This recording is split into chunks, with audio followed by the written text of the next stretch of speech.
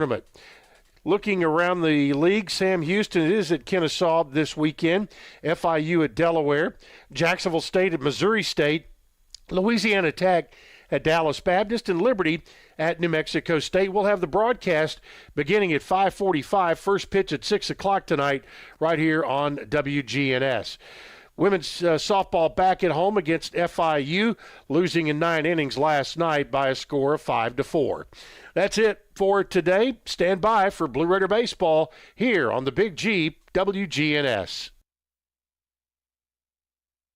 Next, another special News Radio WGNS broadcast.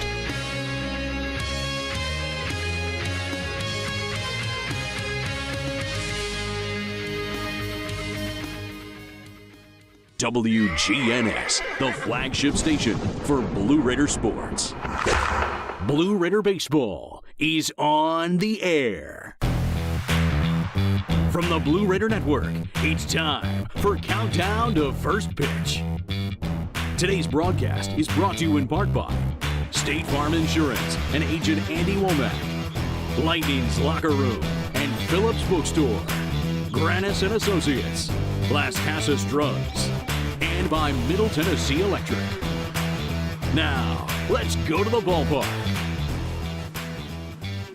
Evening from here on the MTSU campus. It's Blue Raider Baseball tonight as Middle Tennessee opens a 3-game series with Western Kentucky. Hello, everybody. Chip Walters here for our countdown to first pitch. Dick Palmer and John Callow will be back a few pitches into the game probably as they have the honor of throwing out the ceremonial first pitch tonight as we celebrate 20 years of their pairing on the radio tonight.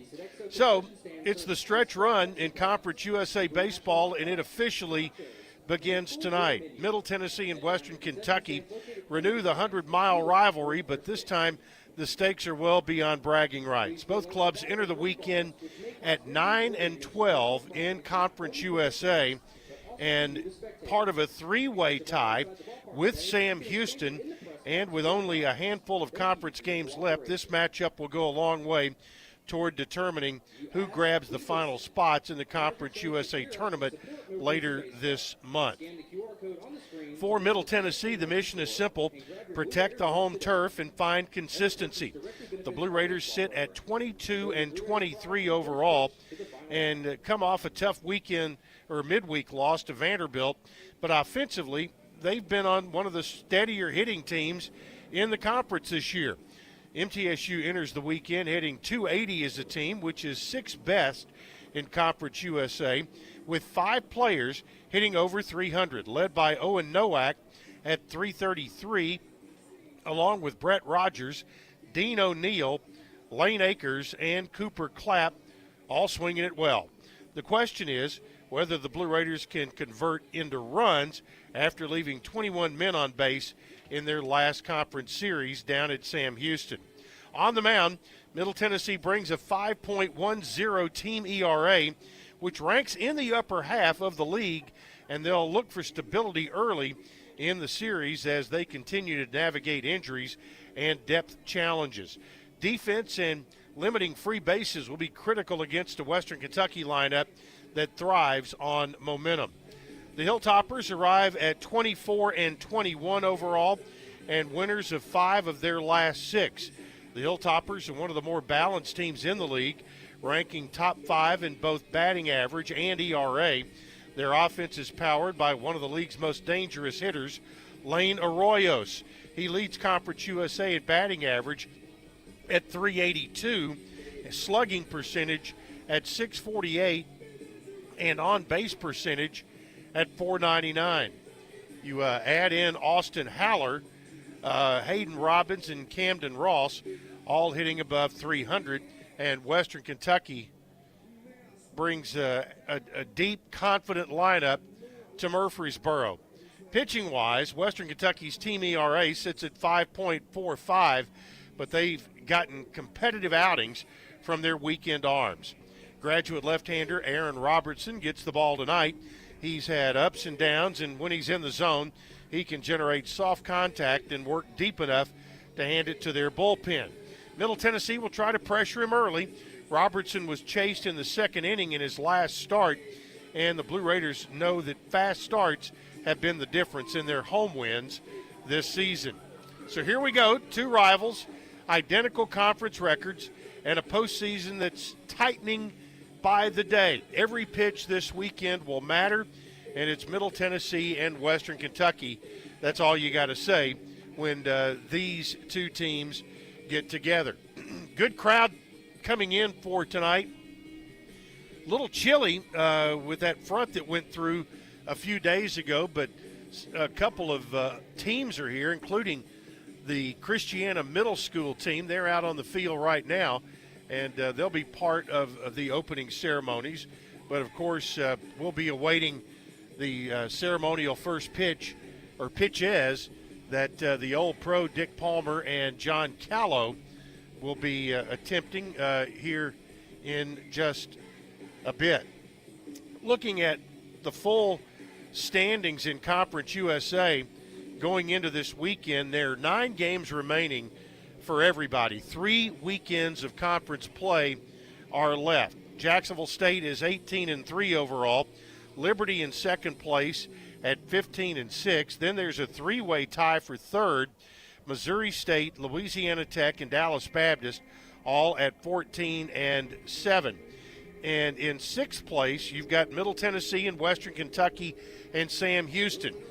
And they are all at 9-12.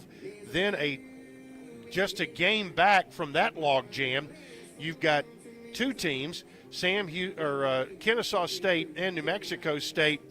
They are at 8-13. So pretty much what you have are 5 teams battling for 4 spots in the Conference USA tournament. FIU at 6-15. They're hosting Delaware this weekend, so they could get themselves right back into this if they should happen to be able to sweep Delaware this weekend.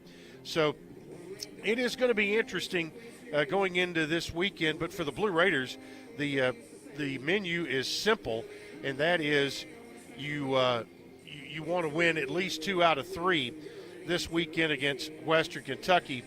Looking at the weekend tonight, you've got Sam Houston opening a series at Kennesaw State. Sam Houston, by the way, coming off a 1-run loss to Texas earlier this week. They were beaten on the road by the Longhorns, 15-14. Conference USA does have 3 teams right now in the top 30 in RPI in college baseball. FIU, I made a mistake. They are on the road at Delaware, not at home, but FIU playing Delaware in a 3-game set.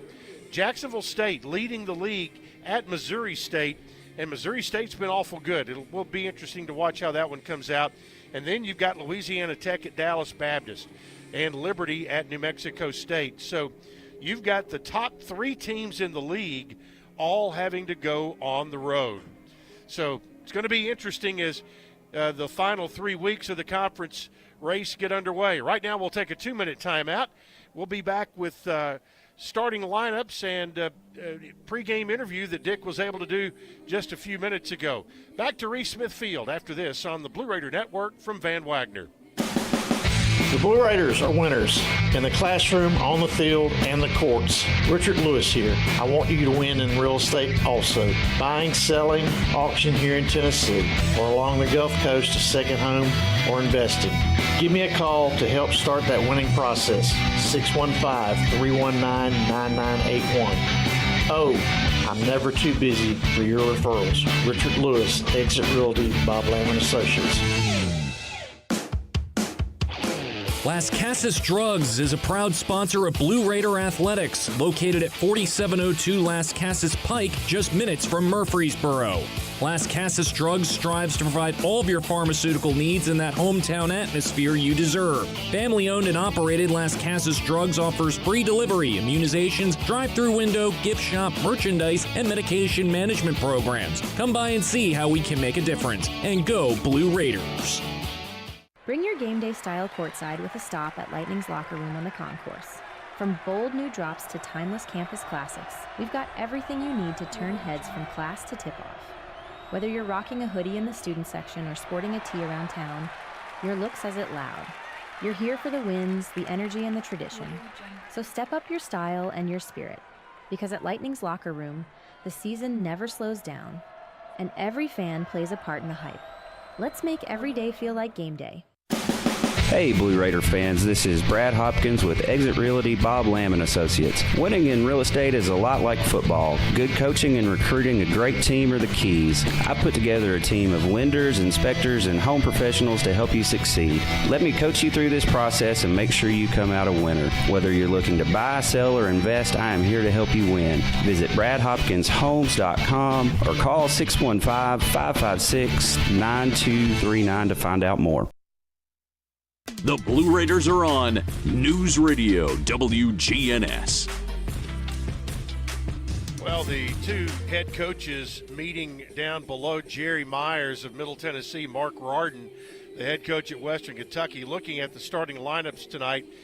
For the Toppers, Austin Haller will lead off, hitting .308, batting second, Hayden Robbins. And Lane Arroyos, the league leading hitter at .382, will bat third and play first base. Robbins at right field and Haller at second base.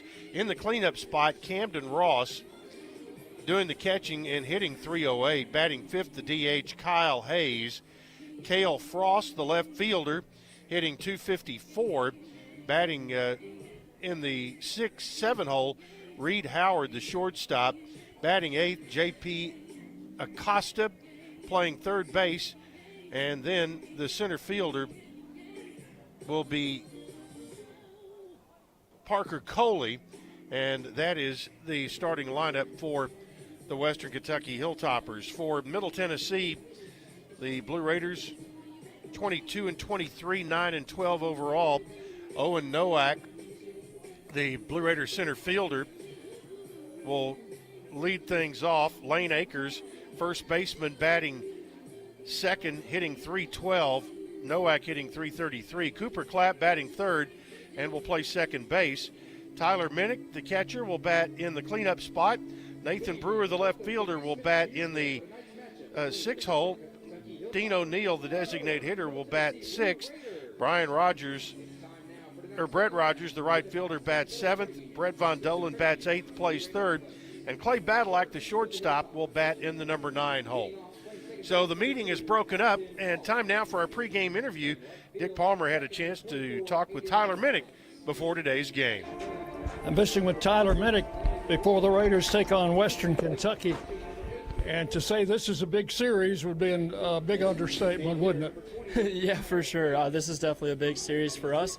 We're getting into the later parts of the season, especially in conference play, so every single series matters a lot, and especially when it's the red team up in Northwestern Kentucky, it's always a rivalry game, so that's added to it, but we're excited for it. Kind of push your level of play up a little bit the deeper we get in the season, don't you? Yeah, well, for sure. It's all about just trying to maintain the same amount of focus you had. Putting more pressure on yourself during this time of the year, I don't think it does too much for anybody. So it's just about trying to keep the nerves down a little bit, because the nerves might be getting up a little bit, because every at bat means just a little bit more. But just trying to get in that same routine and do the same thing you've done up to this point. So you'll be behind the plate, I assume, today with David Horn pitching. Tell me about his pitching and how you handle him. Yeah, no, he's done absolutely great. I feel like as the season's progressed, we've gotten a lot of chemistry together and gotten into a really good groove, which is awesome. He does a fantastic job working counts, working pitches, just everything. He does everything well, and it's very easy for me as a catcher. He takes a lot of stress off of me, so I'm looking forward to it. Looking forward to catching him again. That wind's blowing in, so it should be a good day for pitchers. And just from watching the first round of batting practice, everything hit in the air to center field is going to die. Anything hit down the left field line has a chance. Anything hit to right field looks like it's going to die. So if we can if offensively we hit line drives, it would be better off, wouldn't we? Yeah, completely. I think you said it the best. The only part of the park where it's really flying at all is to left field. So if you're going to put the ball in the air over there, you got a chance. But to center and right, you're definitely going to have to get on top of the ball, hit some line drives and stuff. So, yeah, you said it perfectly. Line drives, name of the game, and we'll see how it goes. There you hear Tyler Minnick along with Dick Palmer. We'll step aside. First opening ceremonial pitch coming up after this. Stay tuned. Blue Raider Baseball right here on the Blue Raider Network, powered by Van Wagner. At State Farm, when home and auto work as a team, you score and save money. I'm State Farm agent Andy Wama. Give me a call at 615-890-0850 and let's work together to win big by saving money on home and auto. With the service you get from State Farm, you might think our car insurance costs more. I'm State Farm agent Andy Wama. Give me a call at 615-890-0850 and let me show you with discounts up to 40%. You may find it even costs less. The flagship station for Middle Tennessee sports, WGNS, Murfreesboro, Smyrna. The Blue Raiders play here. At Middle Tennessee Electric, we see the lines that link us all, illuminating our neighborhoods, empowering our businesses, and helping us to recharge. Because we believe in the power of good energy. Whether it comes from our grids, the sun, or a kind heart. And as your family and our region continue to grow, you can trust that we'll always be there for you. Middle Tennessee Electric, bringing good energy. Hey folks, it's Chip Walters from Exit Realty Bob Lamb & Associates, helping Middle Tennessee make smart moves in a fast-moving market. Whether you're buying, selling, or just exploring your options, you deserve someone who knows this community and treats your goals like their own. From first-timers to long-time homeowners, I'm here to guide you with clarity, confidence, and a steady hand. When you're ready to make the next move, start with someone you trust. Visit ChooseChip.net and let's make your 2026 move the right move. Las Casas Drugs is a proud sponsor of Blue Raider Athletics, located at 4702 Las Casas Pike, just minutes from Murfreesboro. Las Casas Drugs strives to provide all of your pharmaceutical needs in that hometown atmosphere you deserve. Family-owned and operated, Las Casas Drugs offers free delivery, immunizations, drive-through window, gift shop, merchandise, and medication management programs. Come by and see how we can make a difference. And go Blue Raiders. WGNS, Murfreesboro, Smyrna, the flagship station for Blue Raider sports. From the Blue Raider Network and Van Wagner College, it's time for Middle Tennessee State University baseball. Today's game is brought to you in part by Exit Realty, Bob Lamb and Associates, and agents Brad Hopkins, Richard Lewis, Jonathan Harmon, and Chip Walters, the Tennessee Highway Safety Office, and by Middle Tennessee State University. Ladies and gentlemen, it's time for Blue Raider Baseball. Welcome into Reese Smith Jr. Field. Dick Palmer and John Callow throwing out the first pitch, and both of them threw a strike as we're celebrating 20 years of that pairing on the Blue Raider Network air, and they'll be heading back up to get our game underway. They both took their glove out on the field with them. I don't know whether they thought they were going to have to field something coming back at them, or if they were just trying to hide the ball in that mitt to make sure that the two catchers that were there for them didn't see what was coming their way. But both John and Dick did a good job of not embarrassing themselves in throwing the ball. They didn't hit the bull, didn't hit lightning, so they got it done and got a nice round of applause for it. So the Blue Raiders have Drew Horn on the mound, the right-hander for the Blue Raiders. He is set to go, has a senior 4.32 ERA, a 1-3 record, kind of a hard luck 1-3. He has started 7 games, made 9 total appearances.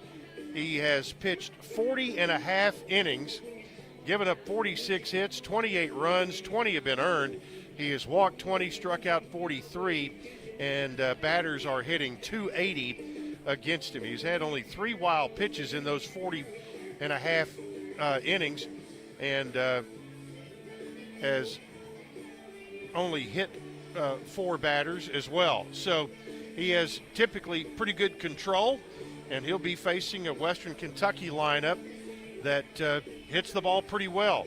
And these here in inning number 1, Austin Haller, Hayden Robbins, and Lane Arroyos, all over 300.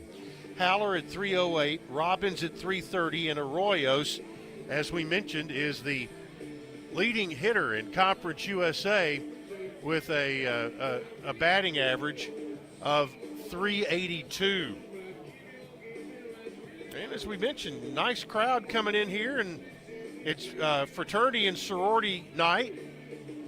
And looks like they're showing up in good numbers tonight. And then we mentioned the Christiana Middle School Ball Club was out on the field during pregame, and they're back up in their seats in the stands. So everybody's settling in for what should be a good one tonight between Middle Tennessee and Western Kentucky. The first of 3 here at Reese Smith Junior Field.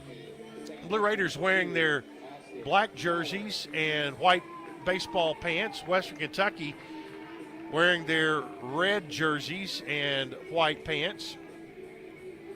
So just about set to go. The umpires tonight: at home plate, Anthony Carilli; at first base, Tanner Allison; and at third base, Drew Eaton.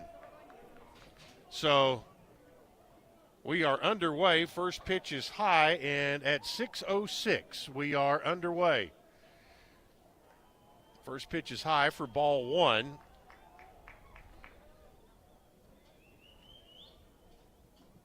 Horn delivers upstairs again, and it is a 2-0 start. We'll get through this batter, and I'll hand it over to Mr. Palmer. Strike called at the letters, and it's 2-1. But, gentlemen, I was happy to report that neither of you hit the bull during the ceremonial first pitch.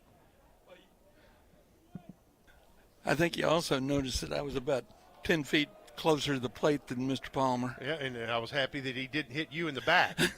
So, pitch misses. It's 3-1 to Haller. And the 3-1.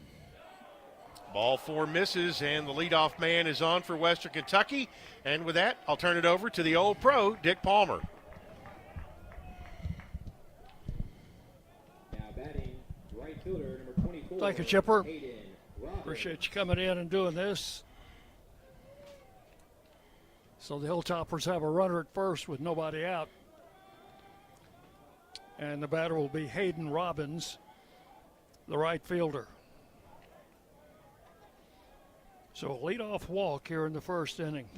That's not a good way to start. No, it's you and I could have done that. I think we've mentioned before that's not a good way to start an inning.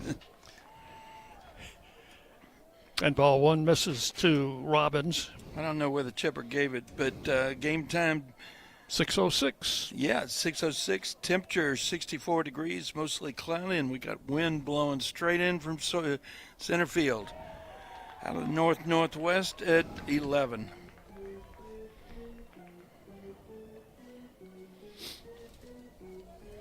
Got 1 ball, 1 strike now to Hayden Robbins. He's the right fielder for the Hilltoppers. And again, toss over to first base and runner back.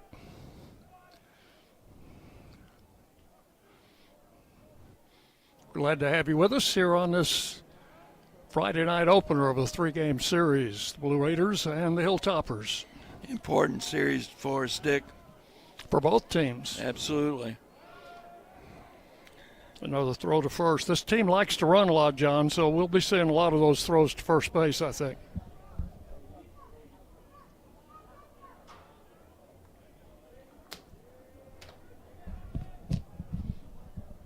Ready for the 1-1 pitch. And it's line drive. Yeah, Cooper double Clapp play. has it over to first. That's a double play. Yeah. Holler hits in, or Robbins hits into a 4-3 double play. They had started the runner. You told us that they like to run. Well, they had started the runner, and he was halfway to second base. He had no way that he was going to get back. The only way he was going to get back was if Cooper Clapp had thrown the baseball into the dugout. So that's 2 outs, nobody on. And the left-hand hitter, Arroyos, the first baseman, will stand in. And Horn's pitch is a breaking ball in for a strike, 0-1. Both our center fielder and right fielder, Noack and Rogers, they've both adjusted for this wind blowing in today. 1 strike to count. Right-hander delivers, and it's a bit low. 4-1. Off-speed delivery.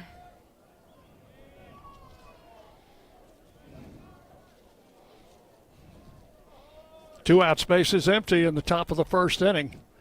And a ball outside, 2-1.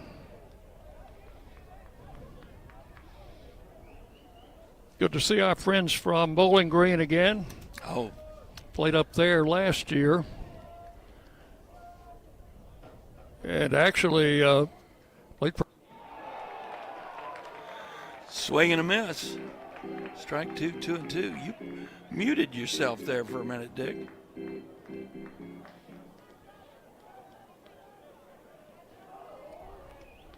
Finger slipped and hit the wrong button. Well, we're making adjustments that we normally do before we even go on the air. Check swing, and the pitch is outside, ball 3.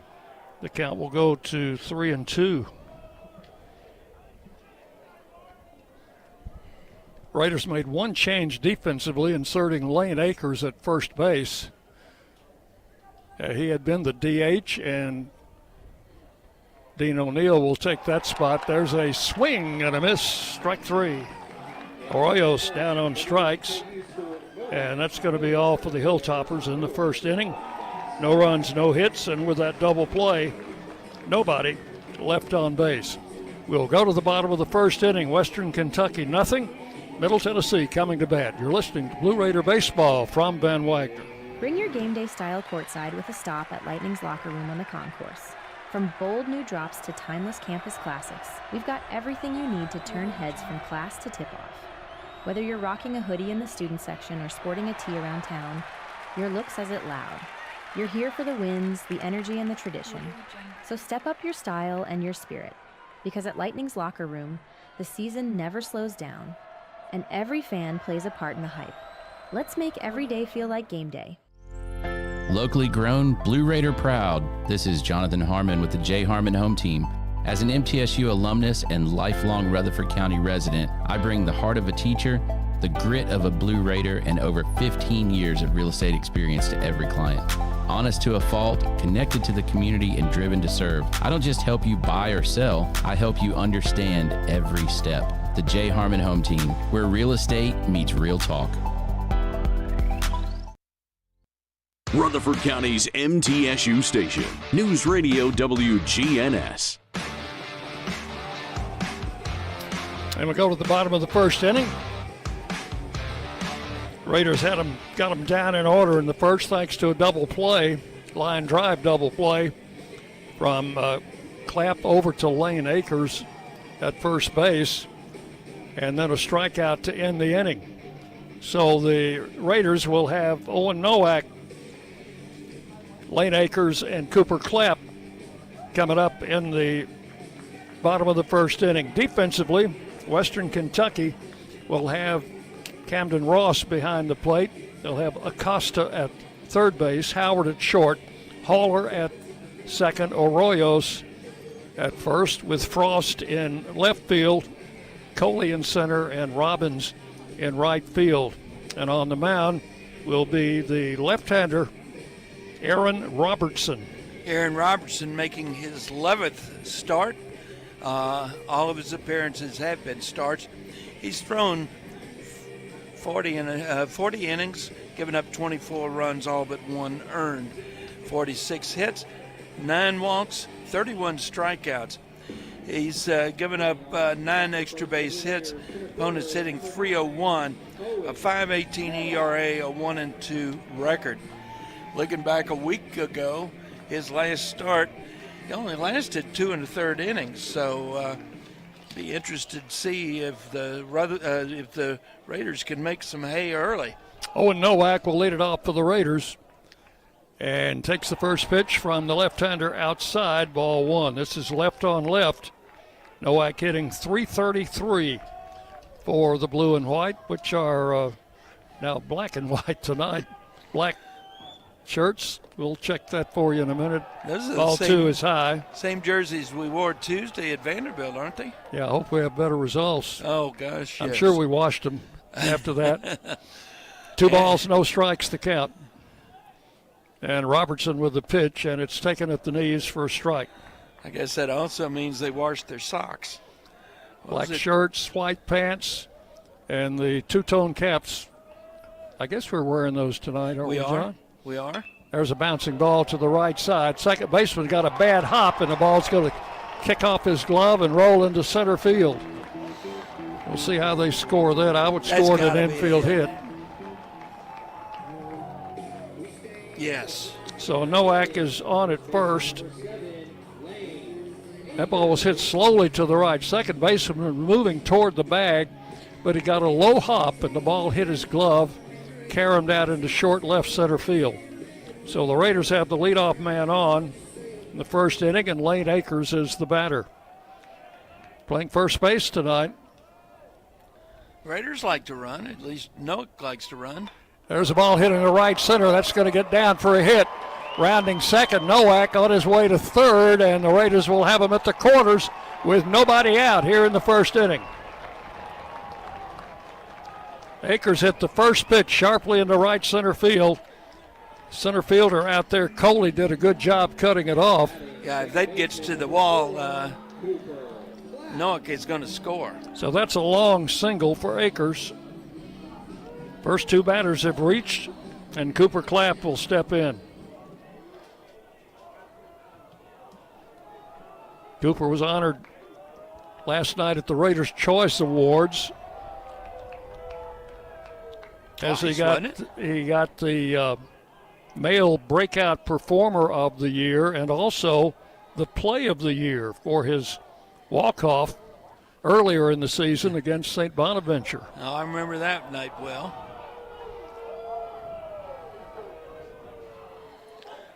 First and third, no outs. Couple of throws over to first. He needs to keep throwing that over there and throw one past his first baseman and let the Raiders score here. There's a pitch taken for a strike. Caught the outside corner on the left-handed hitter, Cooper Clapp. Said his mom was going to be here tonight. His dad had another engagement. Yes. They've got the Dodgers this week in St. Louis. One strike to count. Cardinals just came off of a really, really nice home road trip to Pittsburgh. That's 4 throws he's made to first base, John, and 1 to the plate. Yeah, if this were the big leagues, he couldn't do that.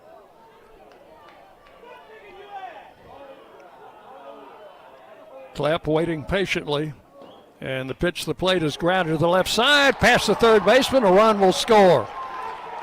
And runners will be at first and second with nobody out. Really nice job of going opposite field.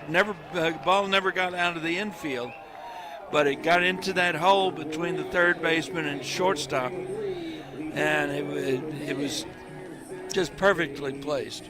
2 infield hits and 1 to the outfield, and the Raiders have a 1-0 lead here in the first inning.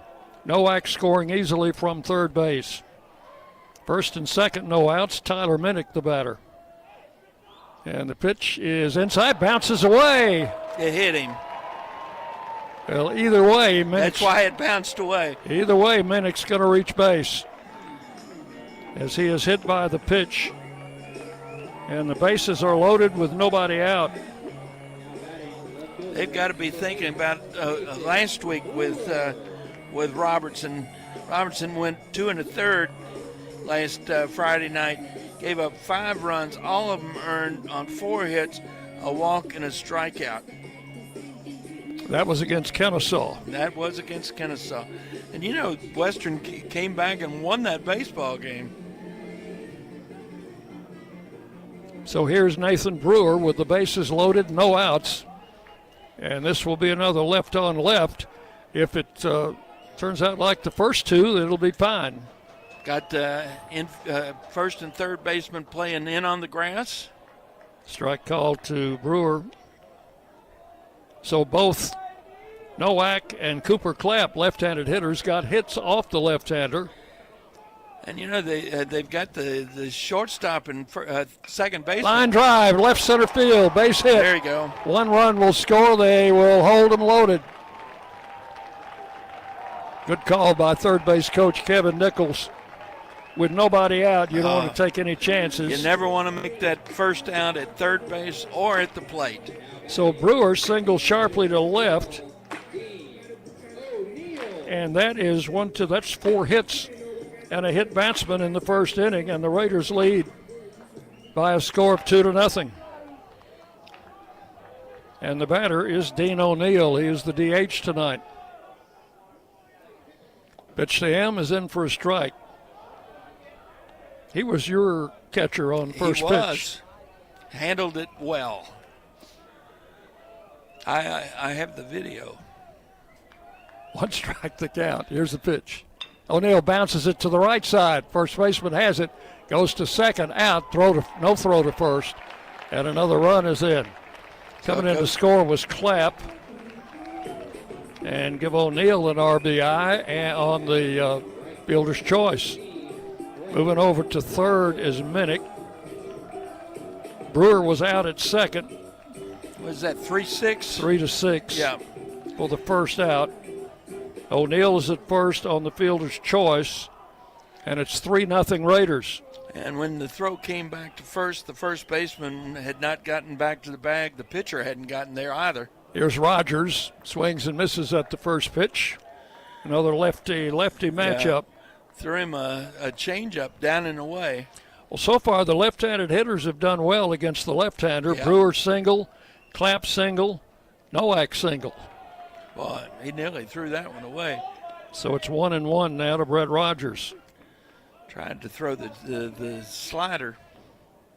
Folks still coming in here for this 6 o'clock start. Throw to first, runner back. Runners at the corners with 1 out. And a 1-1 count on Brett Rogers. Need to keep hitting line drives. Pitch to the plate, backed him away inside, ball 2-1. Bondolan waiting to hit next. I think that was his fastball. Looks like he throws 3 pitches. Tops at 87 and change up at 73. High inside again, ball 3. Count will go to 3-1.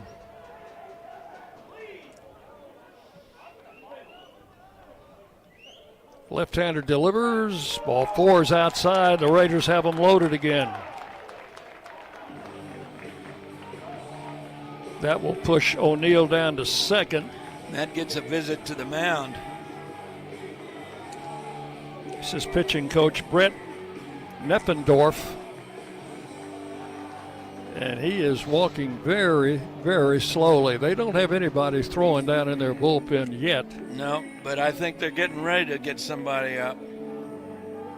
They've seen this before. They saw it, like I said, last week against Kennesaw.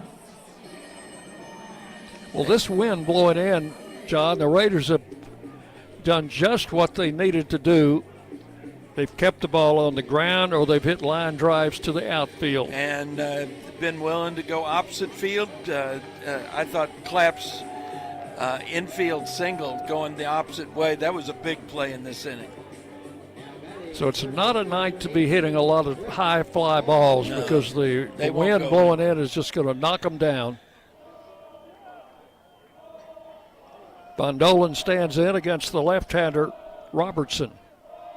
And the first pitch to Brett is inside, ball one. Yeah, this is the kind of night that the only people with a decent chance of getting it out are the right-handed dead pull hitters who can get it right down the line in left field. Swing and a miss, and the count will go to 1-1. Bondolan will be followed by shortstop Clay Badalak, who hit his first home run of the season Tuesday night against Vanderbilt. We talked to him down in the dugout about that, didn't we? Pitch high outside, ball 2-1. I think that was a big moment for him. No doubt. He's got folks here tonight. Yeah. 2 balls and a strike. Strike on the inside corner, and the count will go to 2-2. Did you catch that delayed call from the home plate umpire? It took him a while to make up his mind. 2 balls, 2 strikes. Left-hander delivers, and a swing and a foul straight back. Threw him a high fastball at 90.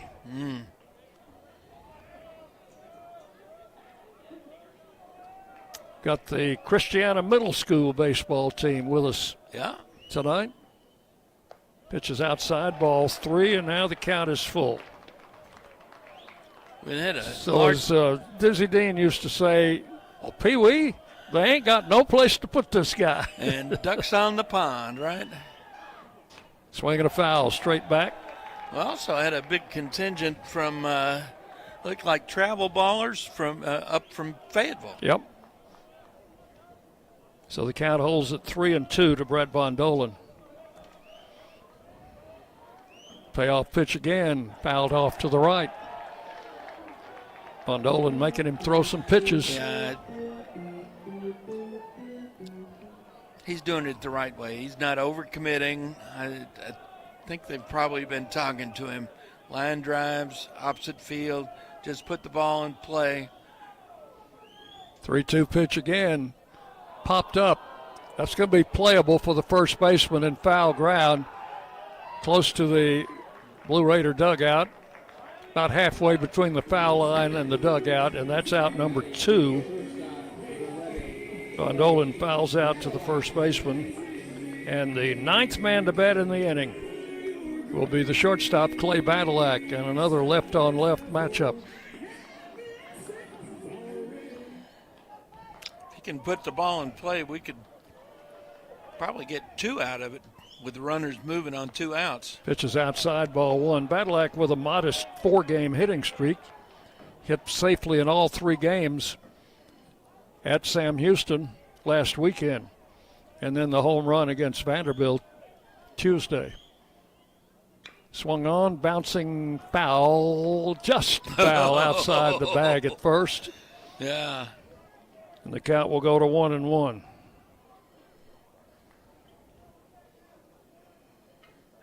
That's not who he needs to be hitting it to. 3 runs in the first inning, and the Raiders have them loaded with 2 outs. How about a line drive over that first baseman's head? Outside into the turf, blocked there by the catcher Ross. Count will go to 2-1. Ross kind of sold out on that. If that ball gets past him, that's going to be another run. Both foul lines are wide open. The outfielders are pinching in toward the middle. And a ground ball to second.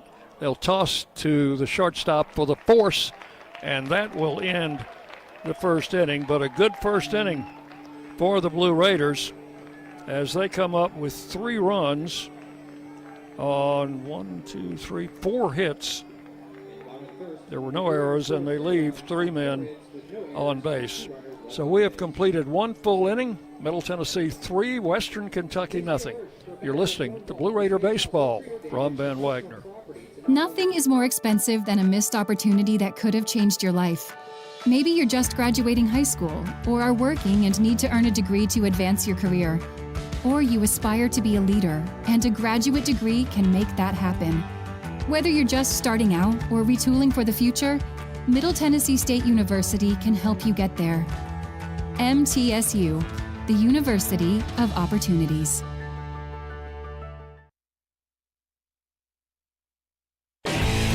Will Fraley, attorney at law, has experience you can count on. Former Blue Raider baseball player and MTSU alum Will Fraley serves Murfreesboro and the surrounding communities. Put a strong and experienced legal fighter on your case. Give Will Fraley a call and he can handle all of your legal matters, including criminal and domestic or family law. Visit willfraleylaw.com or call 615-410-7290. The Blue Raiders play here. News Radio WGNS. Go to the second inning, and the Raiders with a 3-0 lead. So David Horn Jr. is feeling, I think, probably pretty good right now, John. Let's hope so. It's always easier to pitch with a lead. Now, what we have to do after putting up 3 runs, we have to come back and put up a 0. He will face the cleanup hitter, Ross, who's the catcher, Kyle Hayes, and Frost here in the top of the second inning.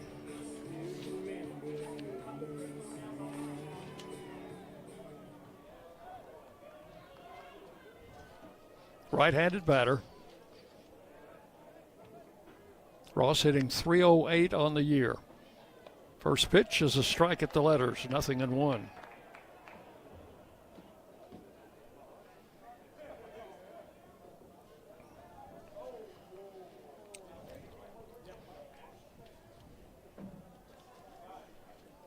And the pitch. Breaking ball, just missed outside. Well, I thought he had the front corner of that plate.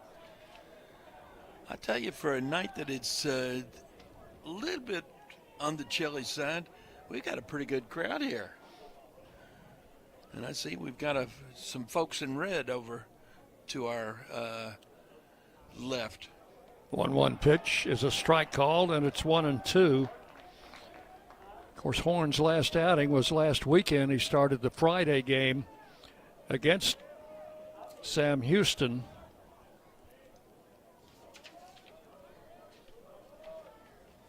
And the pitch to the plate is hit into left center. That's going to get through and may go to the wall. No, it's cut off by Brewer. The throw coming to second base, and just in time he slides in there. It was a good throw by Nathan Brewer from out in deep left center field. And Ross just got in there with a double. Well, Clapp did a really nice job of putting the decoy. He did not give away the fact that there was a potential play until right there at the end. And the batter will be Hayes. Now you want to be careful with this guy. Strong right-handed hitter. Takes a strike called. 10 home runs on the season. Hayes homered in every game last year, John, in Bowling Green against the Raiders. Which is no small feat. And the pitch. Missed outside. It's 1-1. David Horn started against Sam Houston last Friday night, went 6 innings, allowed 3 runs on 7 hits, walked 2, struck out 6, and he had a good outing. Yes, he did. That game was 3-0 after 6 innings. He was matched up against one of the top pitchers in the league in Sam Houston's Ryan Peterson. The Raiders didn't score until the 9th inning of that game. Count is now 2-1 to Hayes. Strong right-handed batter. The pitch hit into center field, over in the right center. Nowak a long run, gloves it there, and had a little trouble getting the handle on it. Gets the throw in, and that is out number 1. There is a right-hander down in the Western Kentucky bullpen. Batter will be Cale Frost, to the left fielder.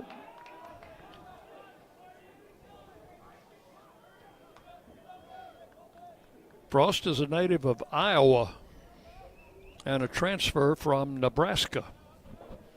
Sitting .254. That's from the left side. And the first pitch is a breaking ball right in there for a strike. 0-1 to Frost. Western in their red tops, white pants, white numerals. Pretty good numbers to see. It's about time. We've seen some terrible numbers to see this season, haven't we? And the pitch from Horn is high for ball one. Count will go to 1-1. After throwing that off-speed slider, he comes back with the fastball. Camden Ross with a leadoff double is the runner at second base. 1 ball, 1 strike. Setting up down and in on him. And turn and throw to second, not a serious pickoff throw. Taken by Badalak. Just the reminder, we know you're there.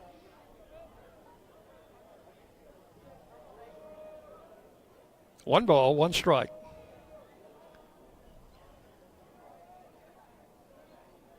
Horn with the pitch, outside ball 2. The likelihood of Ross trying to steal third is pretty negligible. Well, and it also helps that you've got a left-handed hitter at the plate.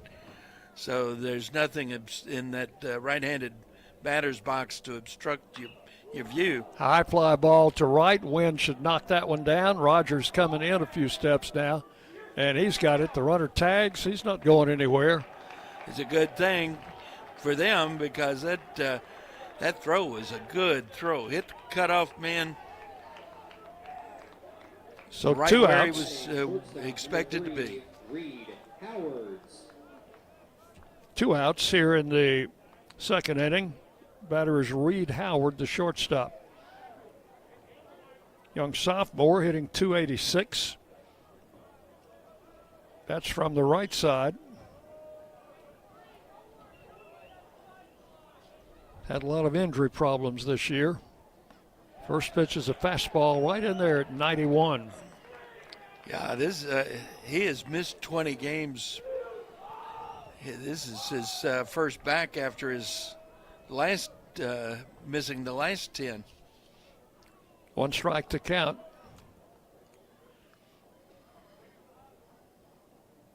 Horn checks the runner back at second. There's a swing and a foul over in front of the Hilltopper dugout. Down to third base side, 0-2. Raiders in their familiar first base dugout here at Reese Smith Field, where it's 330 down each foul line, 395 to dead center, and 365 to the power alleys in left and right center. Pitch is high for a ball, 1-2. Scoreboard here is behind the outfield fence at the 365 mark in right center field.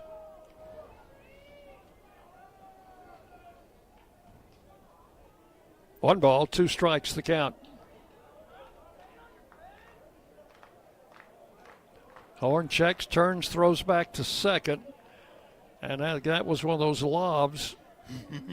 John, I'm always afraid they're going to throw the ball into center field. I'm with you because we've seen it happen way too many times. They don't have to throw the ball. You can turn with a runner at second and not throw. I don't think that's a violation. Pitch is swung on and fouled over by the Hilltopper on deck circle. Count holds at 1-2. Got the fastball in on his hands. Now, if it's a legitimate pickoff throw back to second base and it goes into center field, that's another thing. But just one of those lob throws, and we've seen that this year, John. That's just exasperating. Oh, a free 90. So a ball and 2 strikes to Reed Howard. David Horn Jr. comes set. Checks his runner at second. And the pitch to the plate is outside, ball 2. 2-2. Horn is a very deliberate pitcher. He'll run that Pitch clock down to the final 5 seconds on almost every batter. Yeah, it's already at 7. 2 balls, 2 strikes. And the pitch. Breaking ball missed outside. Count goes full at 3-2. I think we got our cheering section back over there. They are there. Back over to our left. Behind the visitors' dugout. Full count, 3-2. Don't walk him. Again, he turns and lobs it back to second.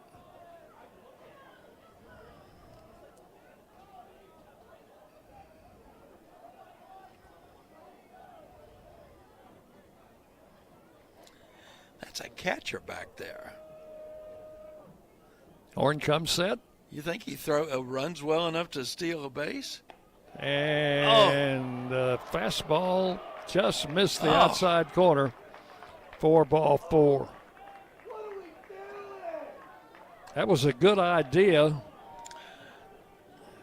I thought because the batter was looked to me like he was frozen at the plate. I thought he had the corner. So that is the second walk charged to Horn. And with runners at first and second, the batter is J.P. Acosta, the third baseman. He's a left-handed hitter. Bats 8th in the batting order. First pitch to him, strike at the letters. Acosta hitting .286. No home runs. Young man is a Californian. His first year at Western. The pitch. Swing and a miss. Heard that fastball in there at 92. And the count is 0-2. Now you've got him in a hole. You can pretty much go with whatever you want to here. I say bust him. Come after him. No balls, 2 strikes. Horn backs off the rubber. Batter backs out of the batter's box.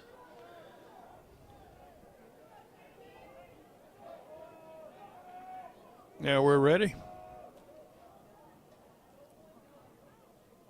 Right-hander comes set. And 0-2 pitch, just a bit low, ball 1. Boy, when he's missing, he's not missing by much.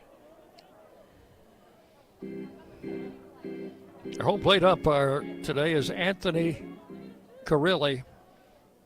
Chip may have given you those before the game, but we'll mention them again. We've seen him before, haven't we? 1-2, the pitch fouled off to the left. First base umpire is Tanner Allison. Third base umpire is Drew Eaton.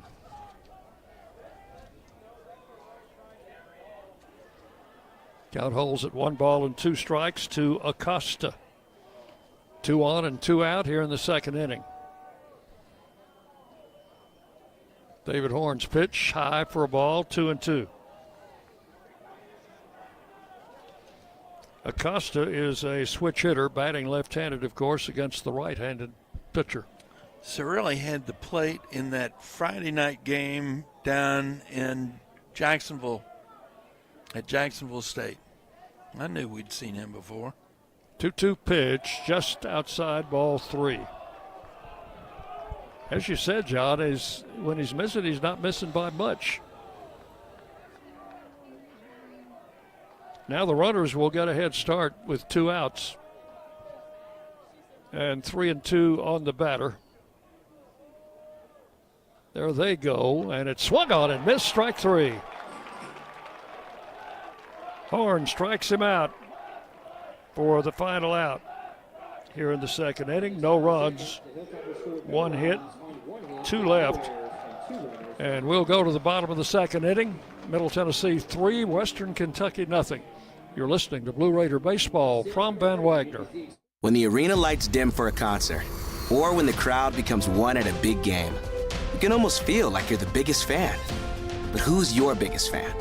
It's the person that will get you home safely after a night of drinking. It's the person who looks out for your life to make sure you leave the stadium with someone sober. This could be a designated driver or someone who offers to get you a ride share. Because in Tennessee, fans don't let fans drive drunk. Brought to you by the Tennessee Highway Safety Office, a division of the Tennessee Department of Safety and Homeland Security. The Blue Raiders are winners in the classroom, on the field, and the courts. Richard Lewis here. I want you to win in real estate also. Buying, selling, auction here in Tennessee, or along the Gulf Coast, a second home, or investing. Give me a call to help start that winning process. 615-319-9981. Oh, I'm never too busy for your referrals. Richard Lewis, Exit Realty, Bob Lamb & Associates. WGNS, the flagship station for Blue Raider sports.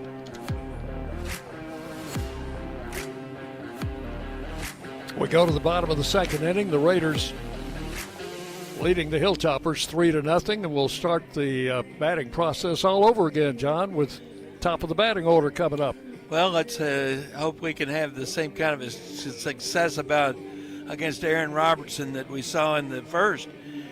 And Hilltoppers, that right-hander started throwing it in the first, kind of took a rest while the Toppers batted. Now he's back up. So right-hander backing him up in the bullpen. Here's Owen Nowak, led off the game with an infield hit. Came around to score the first run of the inning.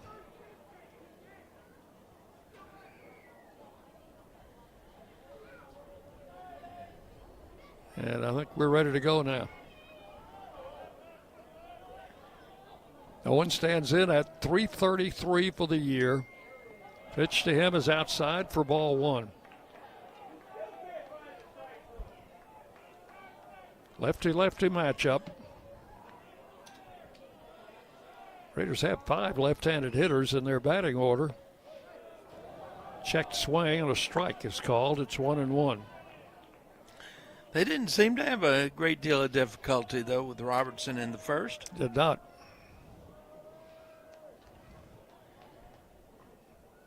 And the 1-1 pitch. Take it outside. Ball 2, 2-1. Noack has been pretty good hitting against righties and lefties this entire season. That's what good hitters do, isn't it? 2 balls and a strike. Swinging a ground ball. First baseman knocks it down, picks it up, steps on the bag. When he knocked it down, he was 1 step away from first base. All he had to do was pick it up, step on the bag. That gets over his head, though, and it's going to get way down that right field line. So 1 out in the second inning, and the batter is Lane Akers. Took the first pitch into right center field for a base hit in the first inning. And the pitch to Lane is swung on and fouled out of play.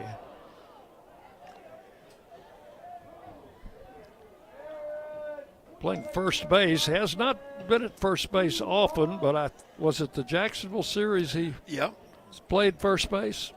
Well, let's see. I think it was. 1 strike, the count. Pitch is swung on, and a foul tip back to the backstop, but the count will go to 0-2 on Akers. Yeah, that's correct. Jacksonville State.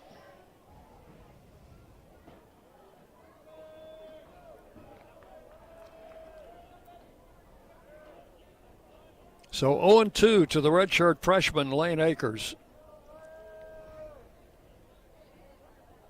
And the left-hander's pitch is hit to center field and dropping for a base hit.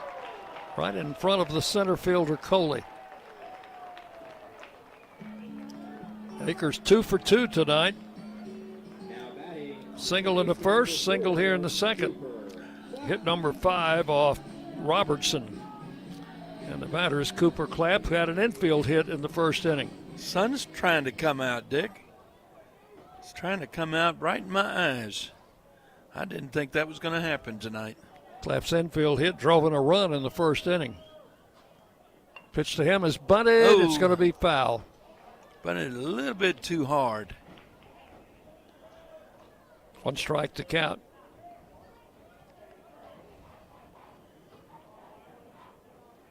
Do they stay with it? I expect he'll be swinging away here. Tyler Minnick waiting to hit next. Throw to first, runner back. He didn't show bunt there, and third baseman is going to move back a little bit. They're playing the shortstop almost up the middle, so they're giving him a lot of room. And he drives it into left field for a base hit.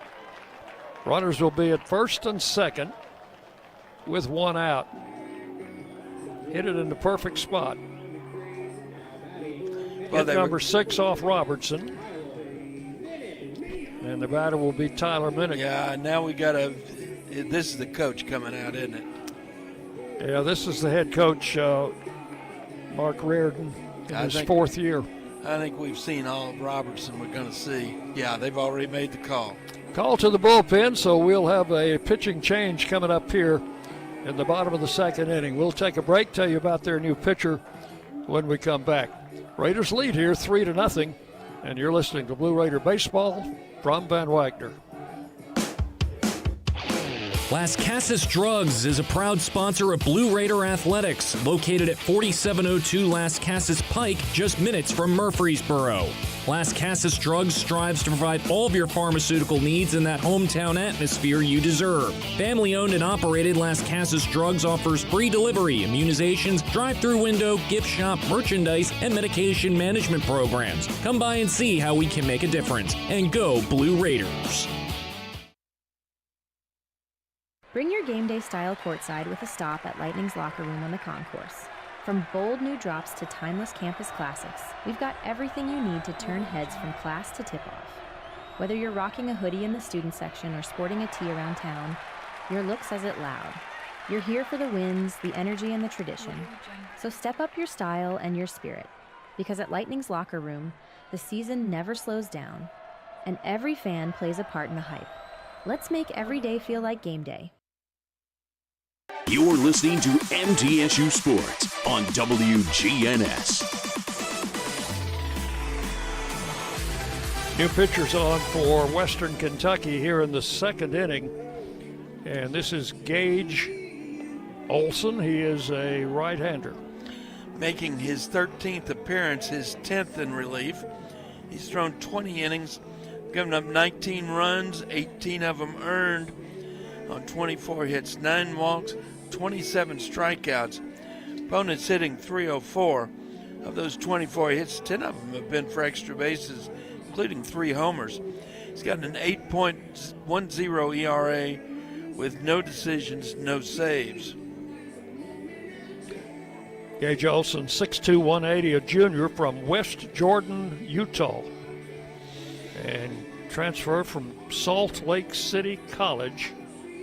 Pitched on Sunday against Kennesaw in relief, went 2/3 of an inning, walked 2, and apparently both of those scored because he gave up 2 runs and struck out 2. Also hit a batter.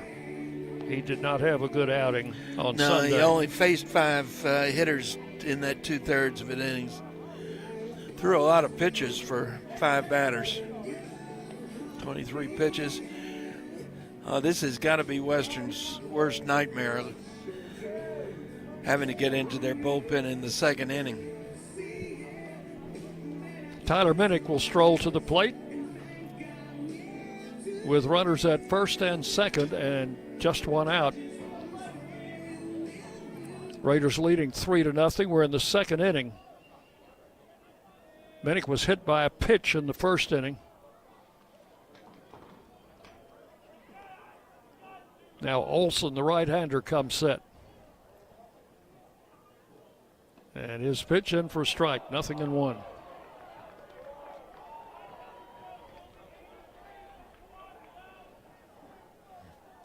So the Raiders facing a right-hander now. The left-hander is gone. There's a ball hit deep to left field. Left fielder back on the track will take it, and no one can advance. The left fielder out there, Frost, was moving toward the foul pole, and if he wasn't on the track, he was a foot away from it. Yeah, he was very close to the track when he ran that one down. So that's out number 2.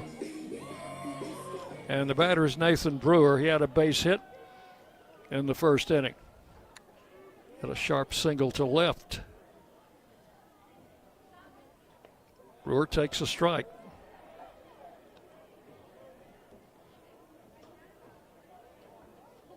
Raiders leading and threatening here in the second, but there are 2 outs. Runners first and second. Swing and a miss, strike 2. Changed up on him. Lane Akers, the runner at second. Cooper Clapp at first, both with good speed. And the 2-strike pitch to Brewer is grounded to the first baseman. Tosses to the pitcher covering, and that will close out the inning. So the Raiders threaten but go down in the second inning as Brewer bounces out from the first baseman to the pitcher covering. So in the inning, no runs, 2 hits, and 2 men left. We've completed 2 full innings. Middle Tennessee 3, Western Kentucky nothing. You're listening to Blue Raider Baseball from Ben Wagner. Hey, Blue Raider fans, this is Brad Hopkins with Exit Realty Bob Lamb & Associates. Winning in real estate is a lot like football. Good coaching and recruiting a great team are the keys. I put together a team of lenders, inspectors, and home professionals to help you succeed. Let me coach you through this process and make sure you come out a winner. Whether you're looking to buy, sell, or invest, I am here to help you win. Visit BradHopkinsHomes.com or call 615-556-9239 to find out more. At State Farm, when home and auto work as a team, you score and save money. I'm State Farm agent Andy Womack. Give me a call at 615-890-0850 and let's work together to win big by saving money on home and auto. With the service you get from State Farm, you might think our car insurance costs more. I'm State Farm agent Andy Womack. Give me a call at 615-890-0850 and let me show you with discounts up to 40%. You may find it even costs less. The Blue Raiders are on News Radio WGNS. It's a 3-0 game as we go to the third inning. Other action in Conference USA tonight. Sam Houston is playing at Kennesaw. Florida International is at Delaware. Jacksonville State at Missouri State. That should be a good series. Yeah, that's 2 of the top teams in our league. That's right. And 2 more of the top teams. Louisiana Tech playing at Dallas Baptist, and the final game will be Liberty at New Mexico State. Now, the way things are shaking out, there are the top 5 in the league, and then there are at least 5 of us, possibly even Florida International, because they're at Delaware. They go up to Delaware and actually win on the road, which they have not been able to do this year. They are back in the hunt. Here is the center fielder Parker Coley to lead off the third inning, and David Horn's first pitch to him is inside for ball 1. John will be checking scores on some of those games later in the ball game here tonight. Sure will be. Pitch is inside, ball 2. Coley, the center fielder, is the number 9 hitter. So he'll be followed by the leadoff man, Austin Haller.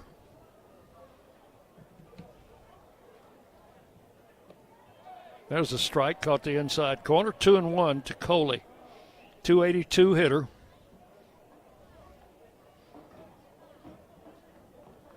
Young man is from Louisiana, just outside Monroe. Popped up, back this way. That'll be over our heads, back in the parking lot. And the count will go to 2-2. Coley is a transfer from Southeast Louisiana. He played there 2 years. And before that, played at LSU Eunice, one of the top junior colleges in the country. Spent 2 years there. So he's a grad student and takes strike 3 call. That pitch caught the outside corner, and Coley caught looking. That is strikeout number 3 for David Horn. And with 1 out, the leadoff man, Austin Haller, will stand in. And he drew a walk to lead off the ball game. That was Chip's fault because that was his batter, John. That's right. Here's the pitch. And it's outside, I guess, ball 1. And, of course, as soon as we came back, we got a double play. I would like to thank Chip for doing the pregame show for us tonight. We had other responsibilities down on the field. There's ball 2, 2-0.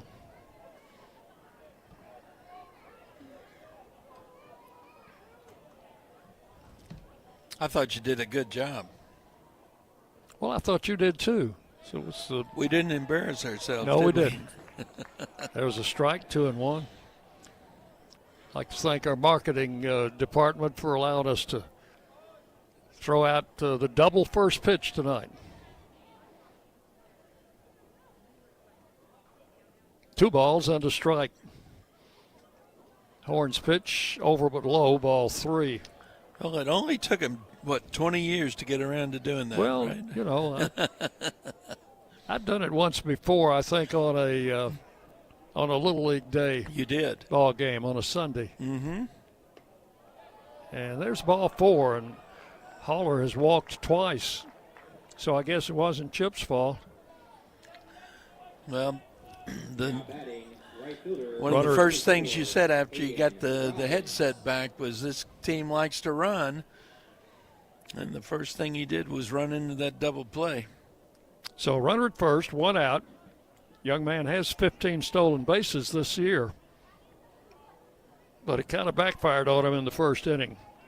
Here's Robbins, hit that line drive that the Raiders turned into a double play in the first inning. Throw to first, runner back.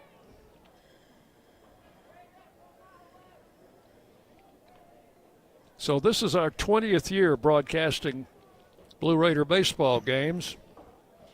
I guess if we do another 20, they'll get us back out there again, probably in a wheelchair. No, we're getting close on that anyway. Throw to first, runner back. I did notice that neither one of us was throwing from the mound or any place close to the mound. Well, no, that would have been a stretch. Pitch to the plate is low for ball 1 to Robbins. Here's a score I'm going to go ahead and give because it comes from across campus. And this one I'm kind of excited about. Lady Raiders, they're hosting FIU this weekend. And they score 1 in the 9th and win 7-6. That's the second night they've gone 9 innings. Yeah, FIU won yesterday 5-4 in 9 innings. And so the Raiders win today. What'd you say, 7-6? 7-6. In 9 innings. Yep. And they play at noon tomorrow in the rubber game of that series. Pitch inside. Count will go to 2-1 on Robbins.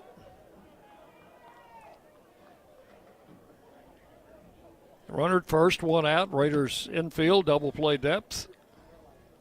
That double play the Raiders pulled in the first inning was their 34th of the season. This being game number 46. Runner goes, and the pitch is fouled out of play. Was he protecting the runner, or were they trying to hit and run? That I can't tell you. Count will go to 2-2. Probably trying to stay out of another double play. Horn comes set. And the pitch. Ground ball. Battle Axe only play will be to first, and it's not going to get the runner. Clay had to go deep in the hole, throw off the wrong foot, and try to get the ball over there, but it was not an accurate throw. That'll be an infield hit. It's got to be. And Haller will go to second. Well, he got the ground ball. That was just not a optimum. Not a double play ball. No. And, John, that's the first hit off David. No, second hit off David Horn. Allowed a double in the second inning. Pitched around it. First and second, one out. Double play still in order. This is Arroyos. And takes Horn's first pitch low for ball one. Great crowd on hand tonight. I think this may be our largest crowd of the season. Yeah, it could be. Well, when you play, this is a rivalry game in a way that not much else that we play is. Pitch was just a bit low for ball two. 2-0. Lane Arroyos, the first baseman, leading their team in hitting with a .382 average. He's a left-handed hitter. Pitching very carefully to him. There's a strike at the knees, 2-1. Arroyos is a native of Texas. First year with the Hilltoppers, played his junior college ball in New Mexico.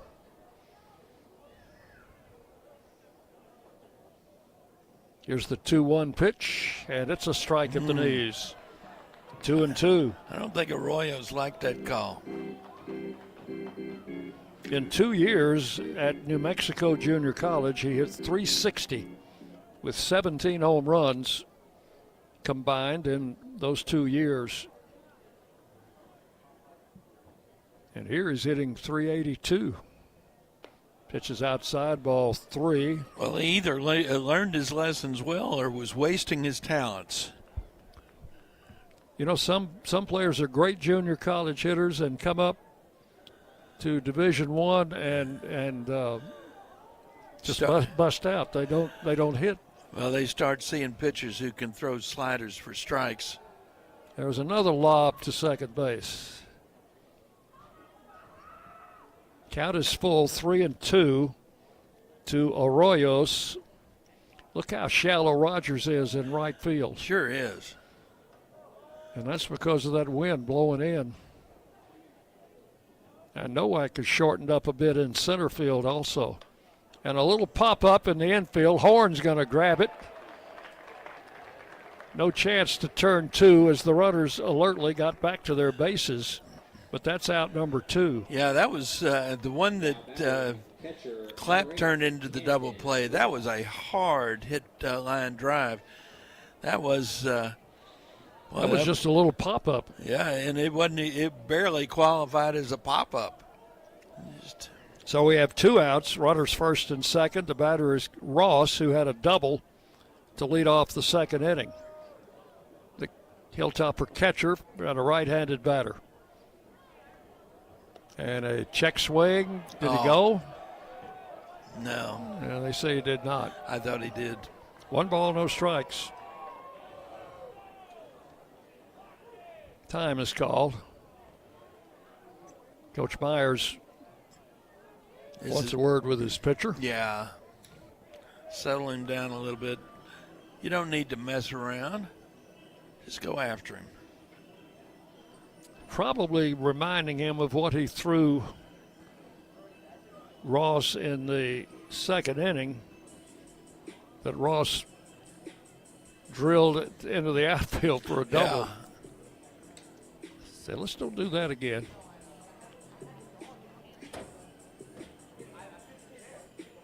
Well, this turned out to be a beautiful night. A bit on the chilly side. Temperature at game time 64. Be down into the upper 50s by the time we get through here tonight, I expect. But a great crowd on hand. You know, I had to turn my heat on late last night. Count is 1 ball and no strikes. Coach Myers back to the dugout. David Horn with the pitch. Swinging a foul out of play. Count will go to 1-1.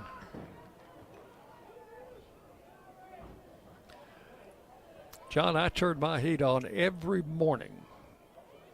Really? When I get up. Because the folks at my house keep that house so cold at night. That's right. I've heard that tale before from you. The 1-1, bit high, ball 2. 2-1. Now, I don't like to sleep in a hot room. I know that. But there's a limit. There is that as well. 2 balls and a strike. Ross waiting, outside ball 3. Horn being very careful. Speaking of Horn, I saw Drew before the game. He is still not in uniform. Still trying to get that ankle of his back in playing condition. There's ball 4, and the bases are going to be loaded with 2 outs.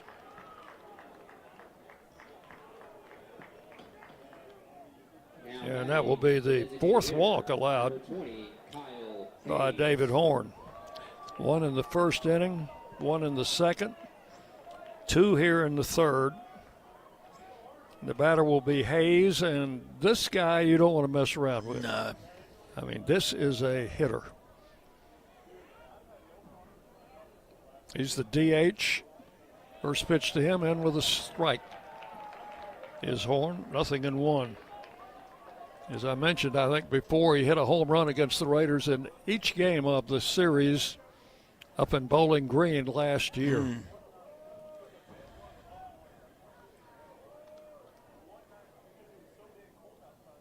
Horn with the 0-1 outside. 1 ball, 1 strike. That ball was headed to the screen, and Minnick a good job to keep it from getting past him. Hayes is in his 3rd year at Western. He is a grad student out of West Chicago, Illinois, and came there from Kirkwood Community College. Pitch misses inside, ball 2, 2-1.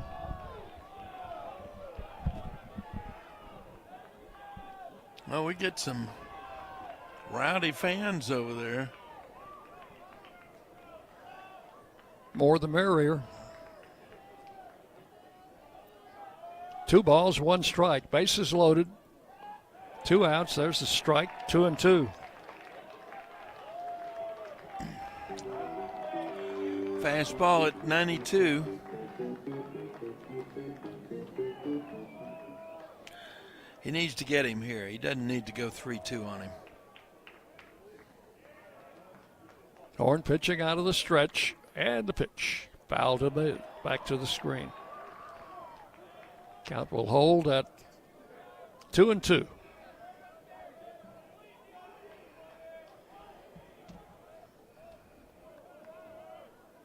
Top of the 3rd inning, Raiders leading 3-0. Bases loaded here for Western, and the pitch bouncing foul over by the Western dugout. Count will hold at 2-2.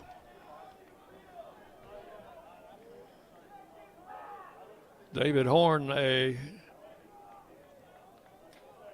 senior. Actually, he's a grad student out of California. 2 seasons at Vanderbilt, 2 seasons at San Diego. And the 2-2 pitch and a little ground ball hit to Cooper Clapp. That will get Horn and the Raiders out of a bases-loaded jam in the 3rd inning.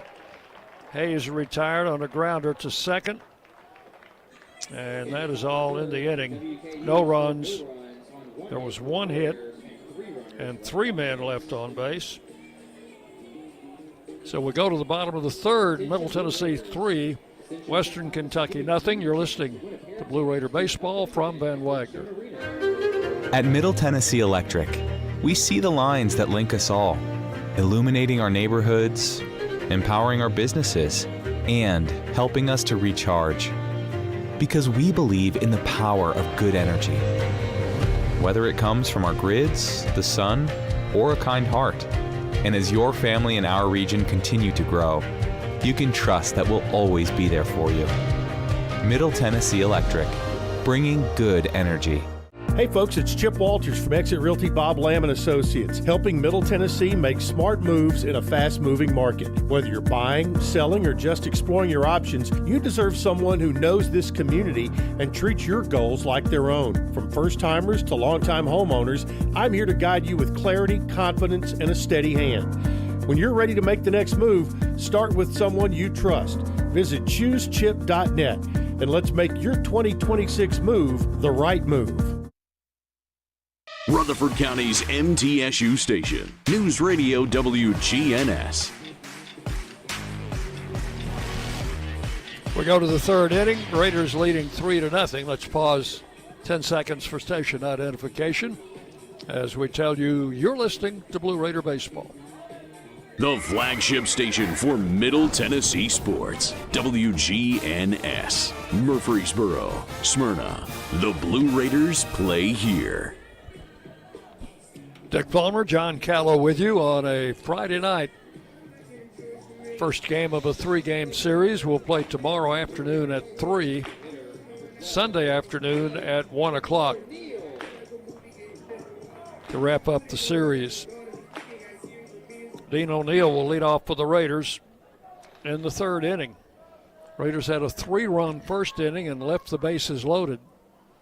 O'Neill slices it down the right field line. That's going to be headed for the bullpen, and we'll find a home there. Strike one. I thought Dean did an outstanding job of not making me look bad on my first pitch, Dick. The pitch outside. They checked, and he did not go. 1-1. Pitch a little bit high. He framed it perfectly. So what did you throw him, John? I threw him my changeup. Oh, okay. Pitch is low, ball 2. Well, I know you had several pitches in your repertoire. The pitch.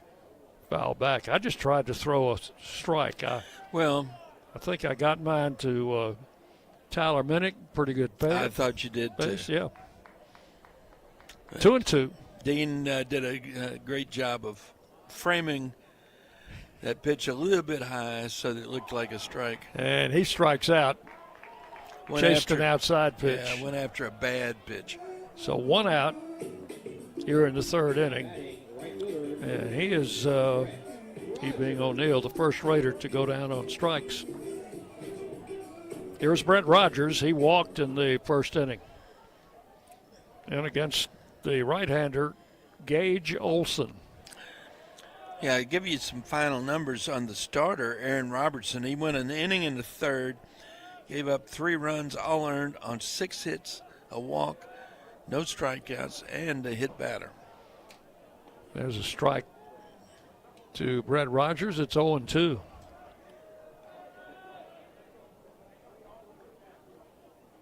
Rogers hitting .323 coming in. He is a sophomore from Chattanooga.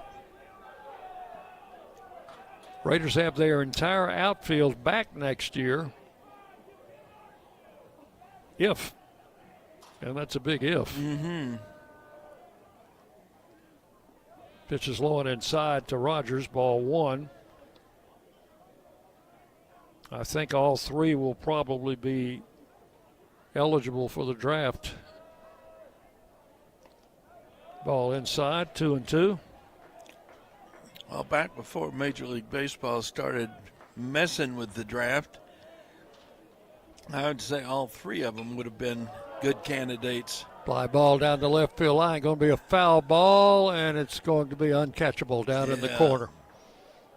So count will hold at 2 balls and 2 strikes.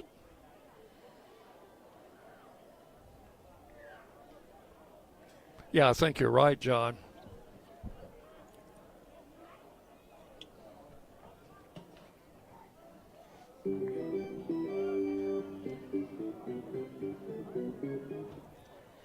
Yeah, the way that's limited now, the number of rounds, the number of picks.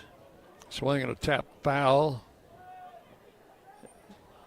Went back out into fair territory, but that was a foul ball, and it's 2-2. Count holds.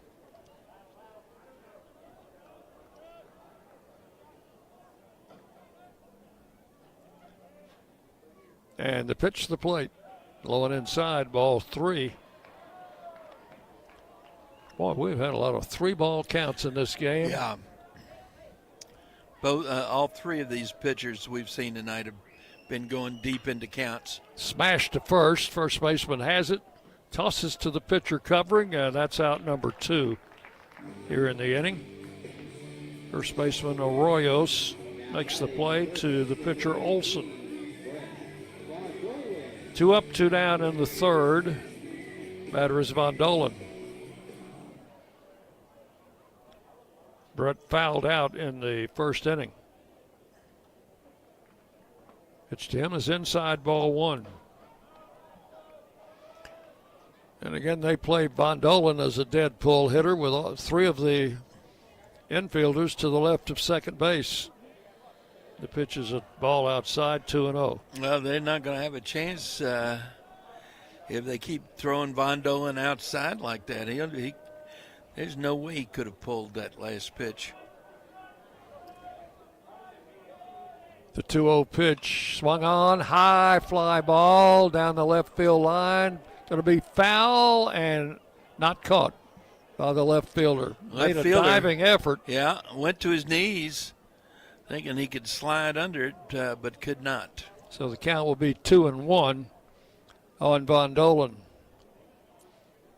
2 outs here in the third inning.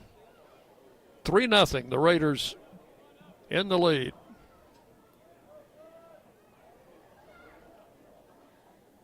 Well, look at how much hitting room there would be if he could go opposite field. And Olson with the pitch and struck him out.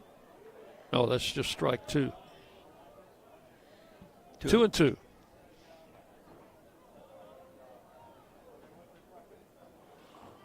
And same pitch, and he did strike him out on that one. So that is all in the third. 3 up, 3 down, 2 strikeouts in the inning. Nobody left. And we've got the first 3 innings in the books. Middle Tennessee, 3 runs, 6 hits, no errors. Western Kentucky, no runs, 2 hits, no errors. Raiders lead it 3-0 as we go to the 4th inning. You're on the Blue Raider Network from Van Wagner.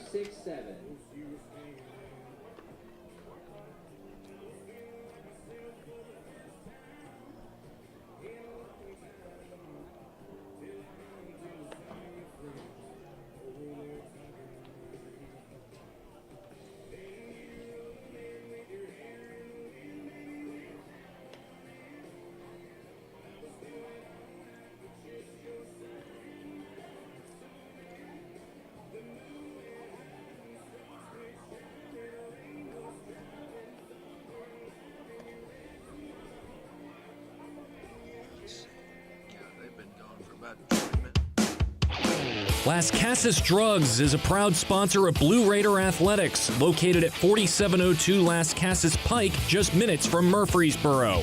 Las Casas Drugs strives to provide all of your pharmaceutical needs in that hometown atmosphere you deserve. Family-owned and operated, Las Casas Drugs offers free delivery, immunizations, drive-through window, gift shop, merchandise, and medication management programs. Come by and see how we can make a difference. And go Blue Raiders. The Blue Raiders play here. News Radio WGNS.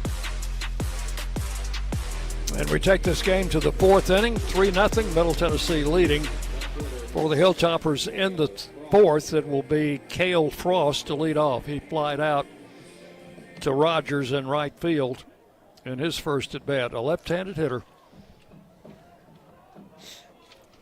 Drew Horn with the first pitch, and it's high, ball 1 to Frost. Wrong Horn. David Horn.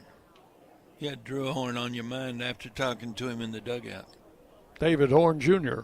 That's right. Delivers a strike, 1-1.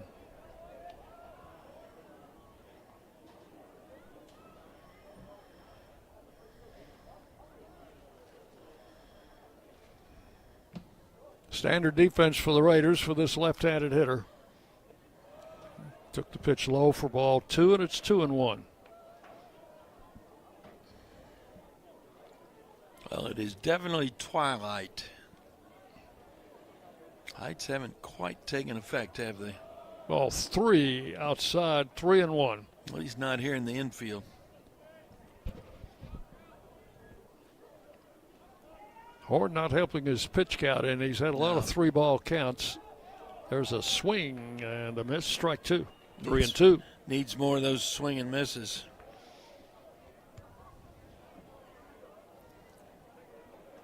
So a full count to Frost.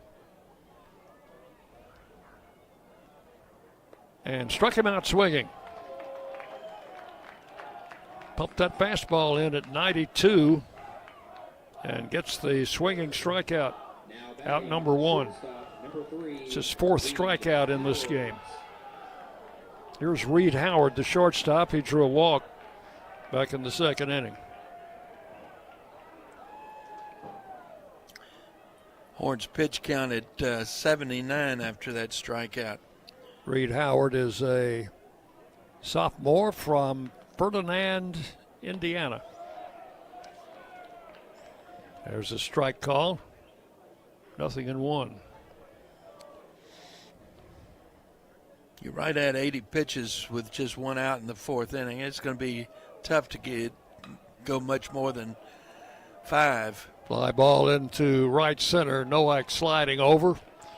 100 to make the catch for out number 2. Unless they do you a favor like that and go up and swing early in the count. So 2 outs in the 4th inning. The batter is J.P. Acosta. Horn struck him out on a 3-2 pitch in the 2nd inning. A left-handed hitter.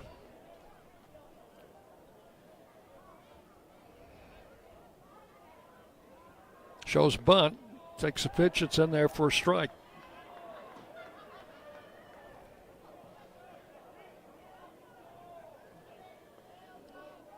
I think that was bunting for effect, not bunting for real.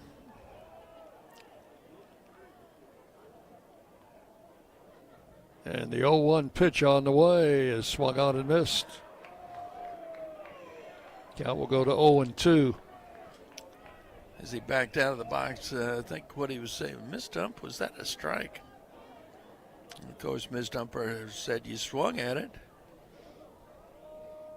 2 strikes the count on Acosta, and he fouls this pitch off to the left and out of play.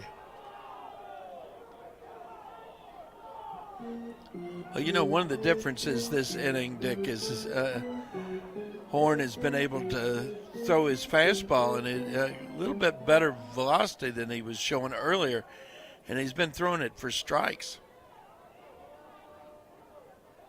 Got an 0-2 count on the batter Acosta. Comes high with this pitch. It's 1-2. Yeah, that's his breaking ball.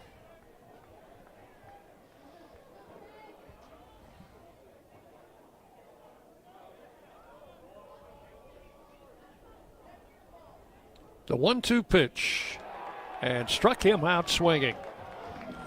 That's a 1-2-3 inning, and David Horn needed that. He sure did. Gets 2 strikeouts in the inning, giving him 5 of those First Division strikeouts for the game. First Division is our strikeout sponsor this season. Don't strike out on your banking services. First Division Bank, providing more power to your business. We'll go to the bottom of the 4th inning. Raiders leading 3-0. You're listening to Middle Tennessee Baseball from Van Wagner. Bring your game day style courtside with a stop at Lightning's Locker Room on the concourse. From bold new drops to timeless campus classics, we've got everything you need to turn heads from class to tip-off. Whether you're rocking a hoodie in the student section or sporting a tee around town, your look says it loud. You're here for the wins, the energy, and the tradition. So step up your style and your spirit, because at Lightning's Locker Room, the season never slows down, and every fan plays a part in the hype. Let's make every day feel like game day. Locally grown, Blue Raider proud. This is Jonathan Harmon with the J. Harmon Home Team. As an MTSU alumnus and lifelong Rutherford County resident, I bring the heart of a teacher, the grit of a Blue Raider, and over 15 years of real estate experience to every client. Honest to a fault, connected to the community, and driven to serve. I don't just help you buy or sell, I help you understand every step. The J. Harmon Home Team, where real estate meets real talk. WGNS, the flagship station for Blue Raider sports. Fourth inning for the Raiders. Clay Badalak will lead it off. This is the first day of a new month and 1st of May, so we can put April in our rearview mirror, I guess. Well, you know what today is? Today is May Day, of course. Right. And so you go out and play around with your maypole, but it is my grandson Andrew's birthday. Well, happy birthday to Andrew. Andrew is 14 today. There's a swing and a miss. Clay Badalak leading off the fourth inning. One strike.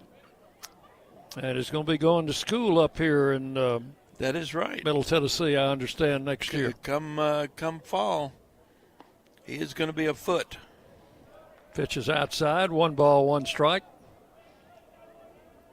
Going to your old alma mater, huh? He is indeed. His mom's alma mater.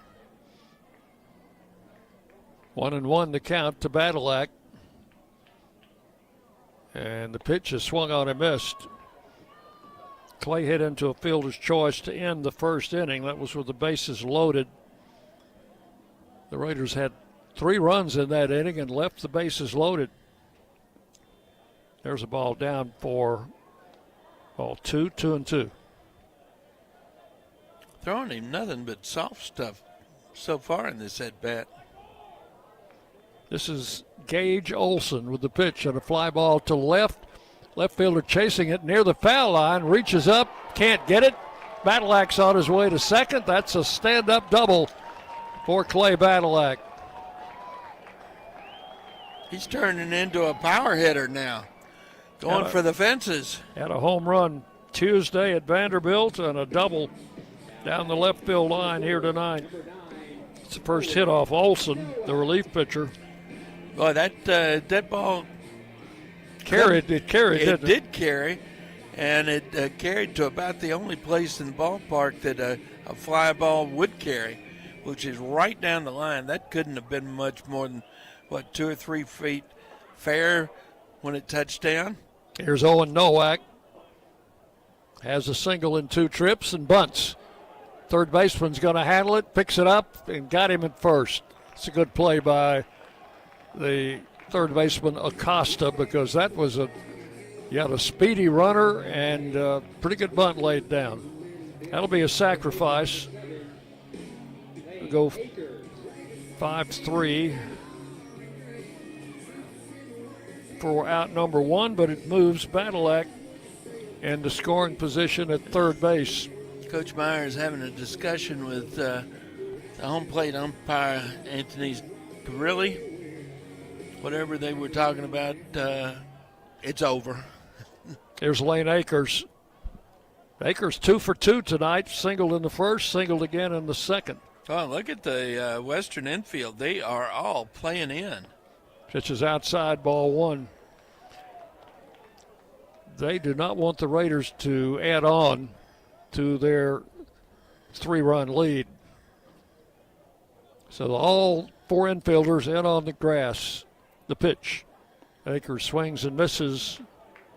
1-1. He was trying to go down the first base line with that swing. Coach Nichols will ask for time. He wants a word with his freshman hitter.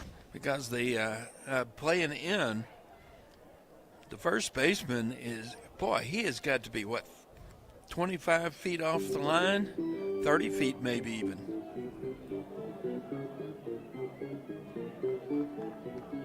He's not in a good position to cover his base. That's one thing for sure. Yeah.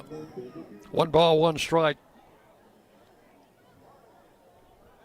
Relief pitcher Olson with the 1-1 pitch. Low, it gets away, and here comes the runner.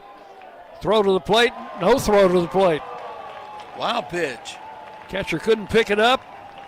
And coming in to score from third is Badalak on a wild pitch. So that sacrifice pays off for the Raiders. And that will be ball 2 to Akers. And now a lot of pressure off that young man's shoulder because the Raiders have scored, and it's 4-0. Pitch to Akers is a strike at the knees, and it's 2-2. I think he had a question about pitch location. Checking with the umpire on that. Pitch is swung on and missed, and that is out number 2 in the inning, but the Raiders have tacked on a run here, and now with 2 outs, Cooper Clapp will bat with the bases empty. Strikeout number 2 for Olson since coming in. He didn't have a good outing on Sunday in his last appearance, but he's done well tonight. So far, they're asking, they've got a big ask for him, though, here.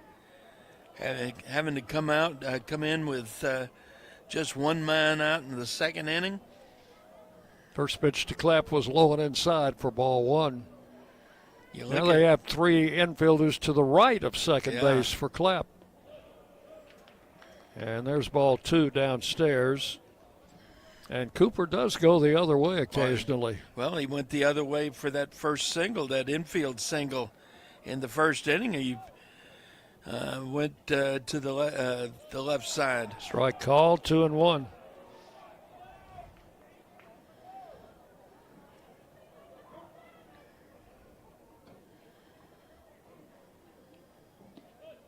Takes the pitch low, ball 3.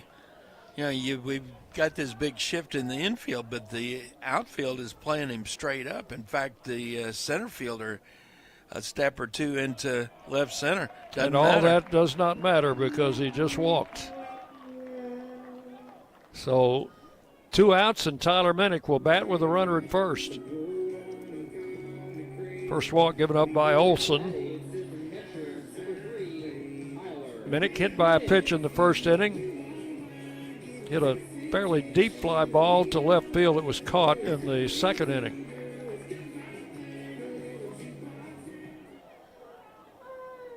The run has scored. It's 4-0 Raiders. And we're in the 4th. Throw over to first. Back in there is Clapp. He almost went down too soon.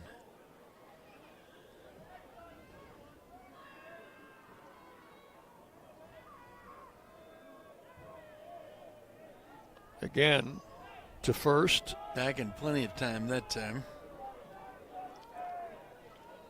They apparently think he's going to be running.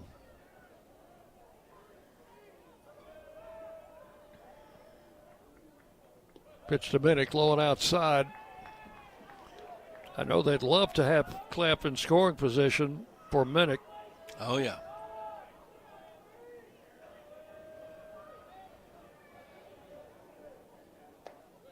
There's a strike, 1-1. Tyler's hitting .289, has kept that batting average up.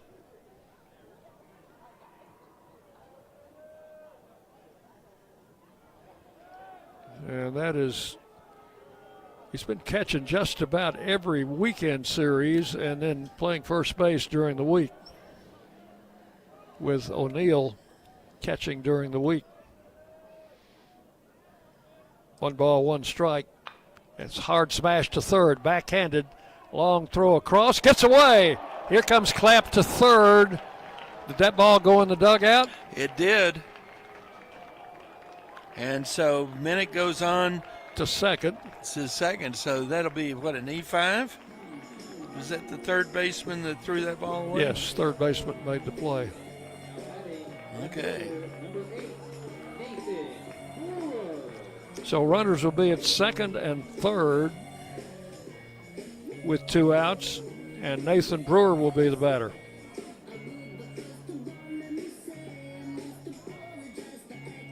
The throw was low, took a skip right past the first baseman, and went over to the Blue Raider dugout. And that's the ground rule kicking in. Brewer takes a strike at the knees. Nathan singled into first, grounded out to the first baseman in the second. Oh, that one almost got away. I think the catcher tried to convince Clapp that one had gotten away, but he had the ball in his glove. 1-1.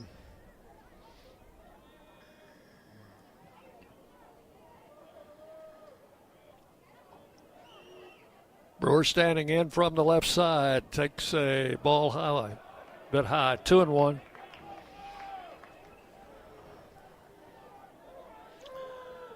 Coop was not going to be confused by that. One of the early lessons you learn is keep the eye on the baseball. Swing at a foul. If you can't see the baseball, play it safe. 2-2.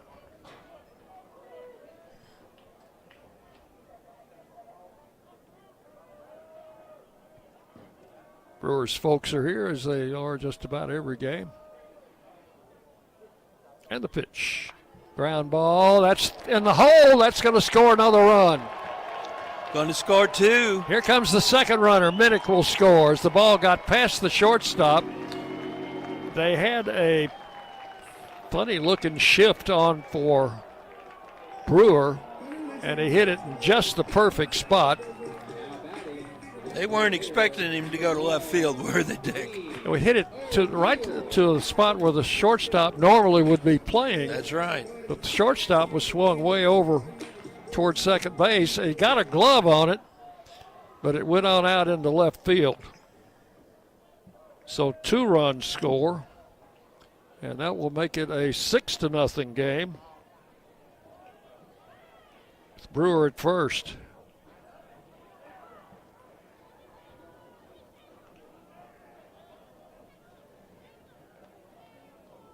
So I guess you give him 2 RBIs on that, John.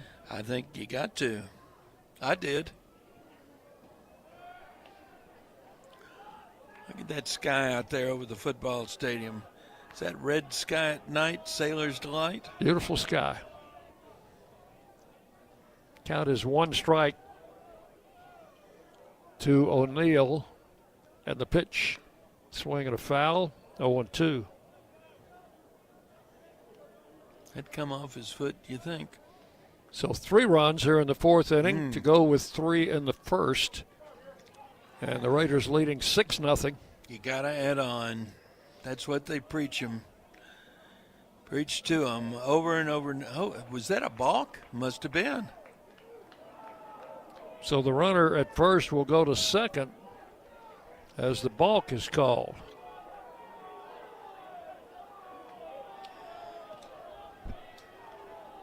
Count remains 2 strikes to O'Neill. Olsen with the pitch. Did he go? I think he did. And that'll be strike 3. So that is going to be all in the 4th. But for the Raiders, 3 runs. There were 2 hits. There was an error, and 1 man left on base. And we've completed 4 innings. Middle Tennessee leading Western Kentucky by a score of 6-0. And we'll be back with the top of the 5th inning right after this on the Blue Raider Network from Van Wagner. Nothing is more expensive than a missed opportunity that could have changed your life. Maybe you're just graduating high school or are working and need to earn a degree to advance your career. Or you aspire to be a leader, and a graduate degree can make that happen. Whether you're just starting out or retooling for the future, Middle Tennessee State University can help you get there. MTSU, the University of Opportunities. Will Fraley, attorney at law, has experience you can count on. Former Blue Raider baseball player and MTSU alum Will Fraley serves Murfreesboro and the surrounding communities. Put a strong and experienced legal fighter on your case. Give Will Fraley a call and he can handle all of your legal matters, including criminal and domestic or family law. Visit willfraleylaw.com or call 615-410-7290. You're listening to MTSU Sports on WGNS. Throw goes down to second, and we're set to start the 5th inning. For the Hilltoppers, the number 9 hitter, Parker Coley, who was called out on strikes in the third inning as the leadoff man, will stand in and lead off again against David Horn Jr.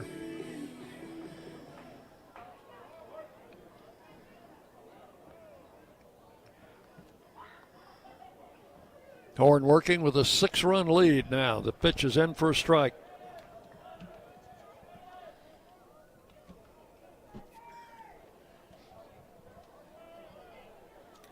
Been checking the action around the conference between innings, Dick. Right now, it looks like there are a couple of games that are breaking our way. That's what we need. This one is so far. So far. Count of strike 2 now to Coley. Horn with the 0-2, just outside. They check. First base umpire says no, he did not swing. 1-2.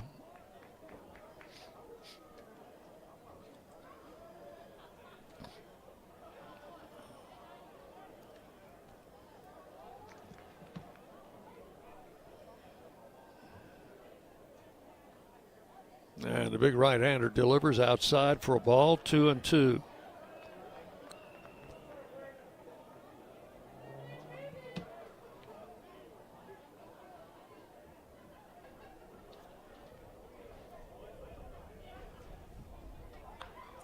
Pitch is swung on. Gus got a piece of it, fouled it away. Count holds at 2-2. Couple of surprises out there as well.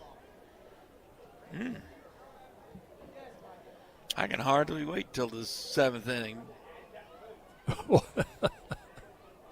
The pitch. Oh. Just missed inside. Yeah. 3-2.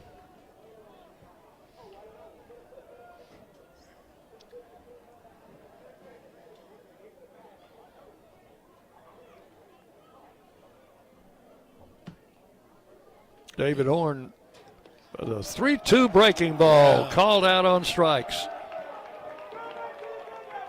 Coley's been called out twice, looking at strike 3. No, I think this is probably going to be David Horn's last inning. He's up at 96 pitches here with one out in the 5th inning. Leadoff man Austin Haller, who bats from the left side, will stand in. He's walked twice. There's a strike called. Horn has walked 4, but he's had a lot of 3-ball counts on hitters.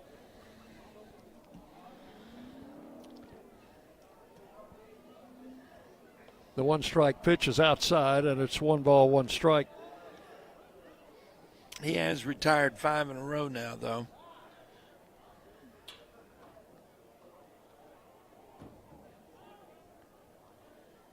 Needs another easy inning. And the pitch. Missed a little bit high. Ball 2. 2-1.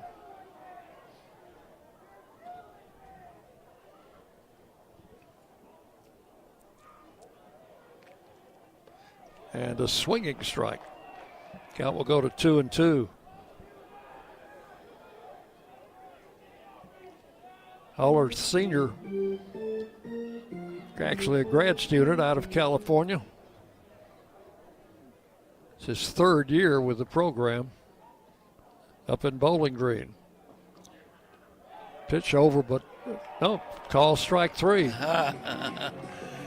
Minnick knew. That breaking ball just dropped out of nowhere. Yeah, Minnick knew.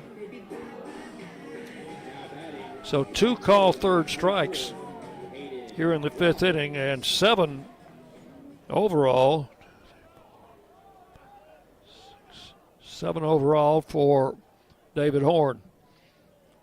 Here's Robbins, who lined into a double play in the 1st inning and then singled in the 3rd. And looks at a pitch low and inside, ball 1. His next pitch will be his 100th.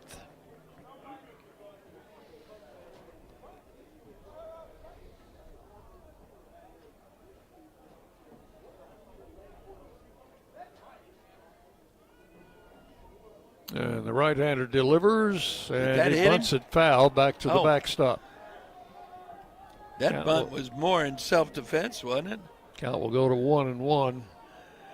That ball was up and in, and he had already decided to bunt. Yeah. So he was just getting out of the way, and the ball hit the bat.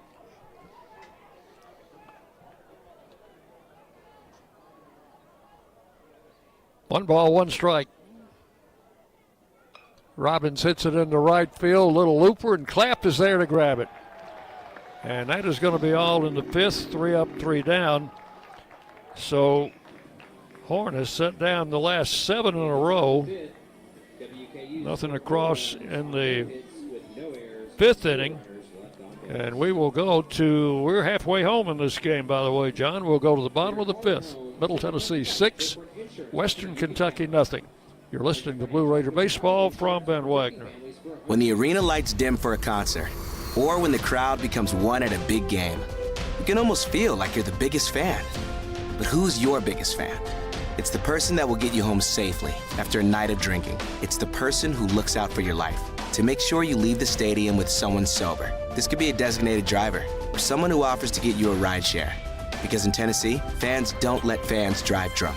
Brought to you by the Tennessee Highway Safety Office, a division of the Tennessee Department of Safety and Homeland Security. The Blue Raiders are winners in the classroom, on the field, and the courts. Richard Lewis here. I want you to win in real estate also. Buying, selling, auction here in Tennessee, or along the Gulf Coast, a second home, or investing. Give me a call to help start that winning process. 615-319-9981. Oh, I'm never too busy for your referrals. Richard Lewis, Exit Realty, Bob Lamb & Associates. The Blue Raiders are on News Radio WGNS.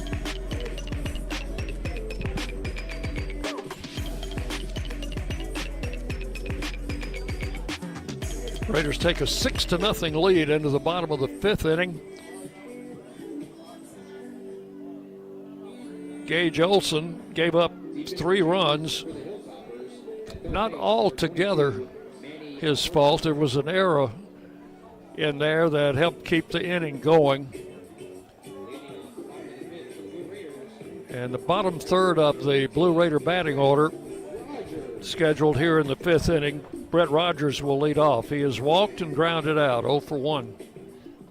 We have a defensive change for the Hilltoppers. Manny Alberto is going in to play third base. He'll take Costa's place in lineup.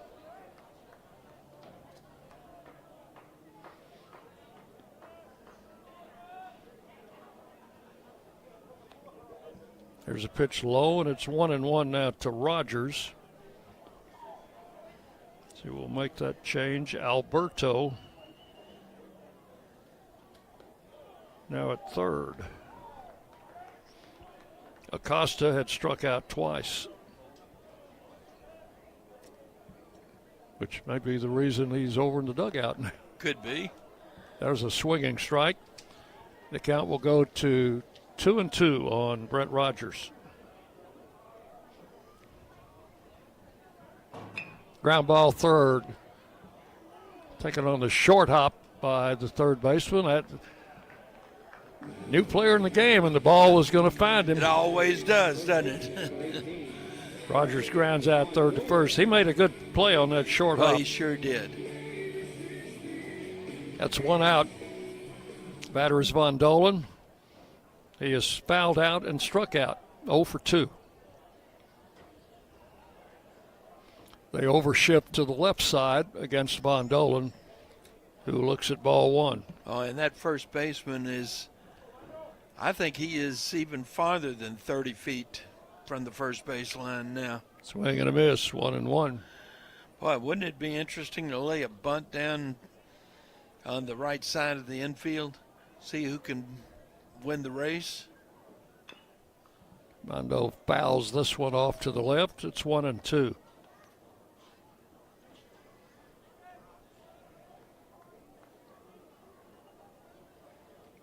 And the pitch to the plate, low for ball 2.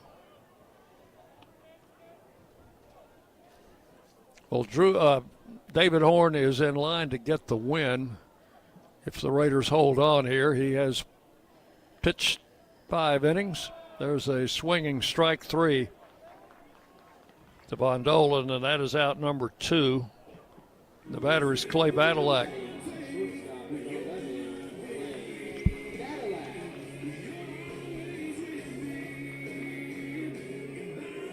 Looks like they'll probably send Horn back out there. I don't see anybody throwing, do you? There was somebody throwing a little while ago, but stopped. Pitch to Badalak, low and inside, ball 1.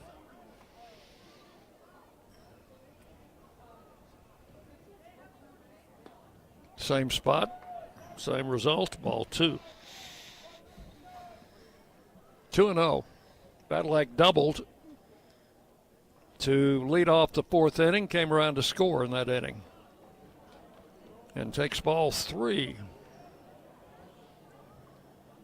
3 balls, no strikes. Walked him on 4 pitches.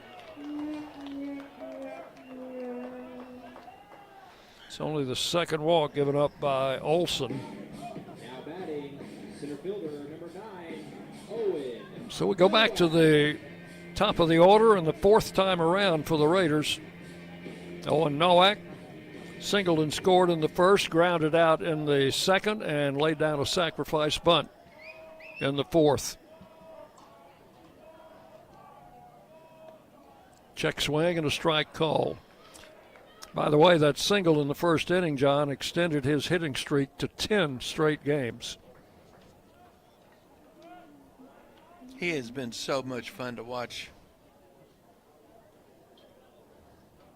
1 strike pitch, low and inside, 1-1.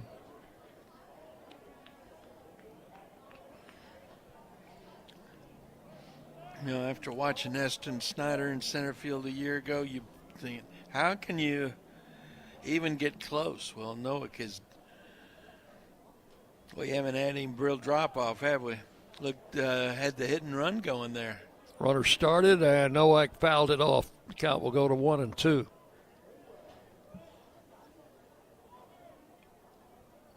Two outs here in the 5th inning. Badalak, the runner at first, with a 2-out walk. Olson, the right-hander, comes set. Throws to first. The runner back. Third baseman pulled way off the bag, and the other all 3 infielders to the right of second base. So Nowak's got some hitting room. Takes the pitch low and inside, ball 2. 2 balls, 2 strikes. You know, he hits a lot to left field, John. Sure does. And they're giving him a lot of left field. The 2-2 pitch, the runner goes. It's to right field this time, and it's just foul. Oh. That ball was fouled by, a foot or 2? It couldn't have been much more than that. Had it been fair, I think Badalak would have scored because he was running on the pitch. He was, and there wasn't anybody close to where that baseball dropped. Count remains 2-2. Look how deep he is, Dick. Throw to first, runner back.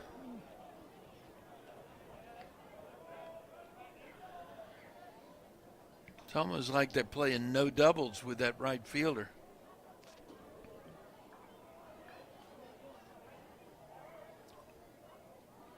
And the 2-2 pitch on the way, and he hits it into center field. Shallow, might fall, and it does. And Badalak's on his way to third.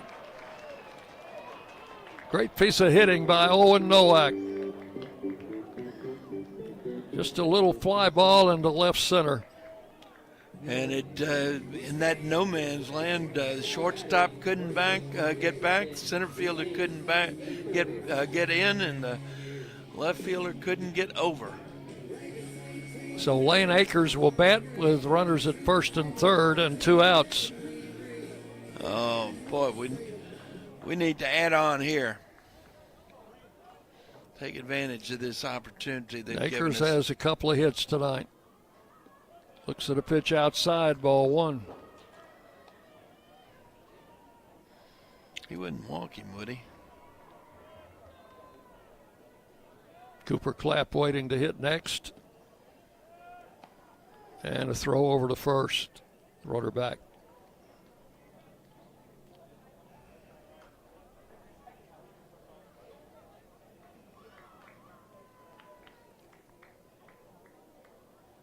Swing and a miss. Count will go to 1-1 on Akers. I'm really amazed at how deep that right fielder's playing. Yeah, isn't that because anything hit out there, the wind's going to knock it down. It sure is. It just swung on and missed for strike two, and it's 1 ball, 2 strikes. I think Akers was trying to go opposite field with that. He just needs to put the ball in play and let things happen. Fouls this one off. Count holds at a ball and 2 strikes.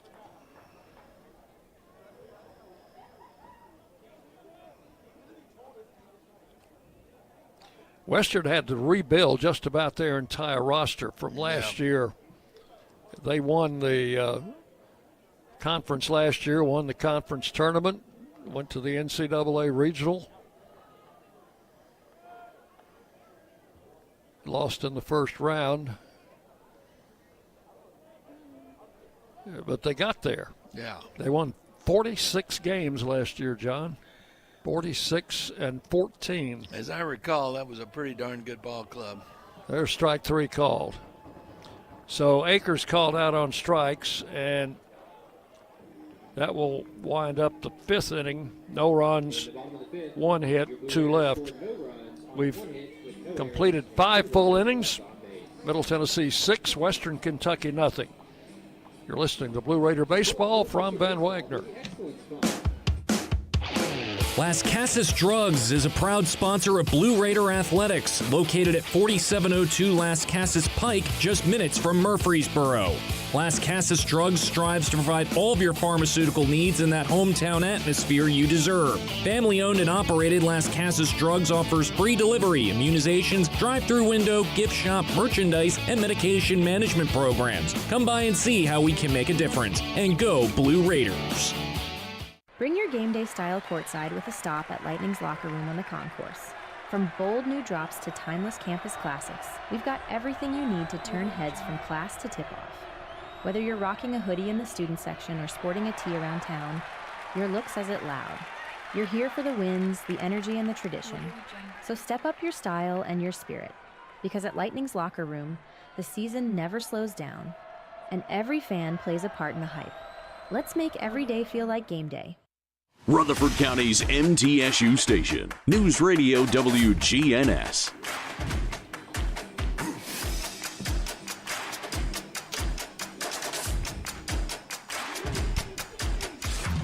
Go to the 6th inning. We're going to pause for station identification as we're right here at the top of the hour. You're listening to Middle Tennessee Blue Raider Baseball from Ben Wagner. The flagship station for Middle Tennessee sports, WGNS. Murfreesboro, Smyrna. The Blue Raiders play here.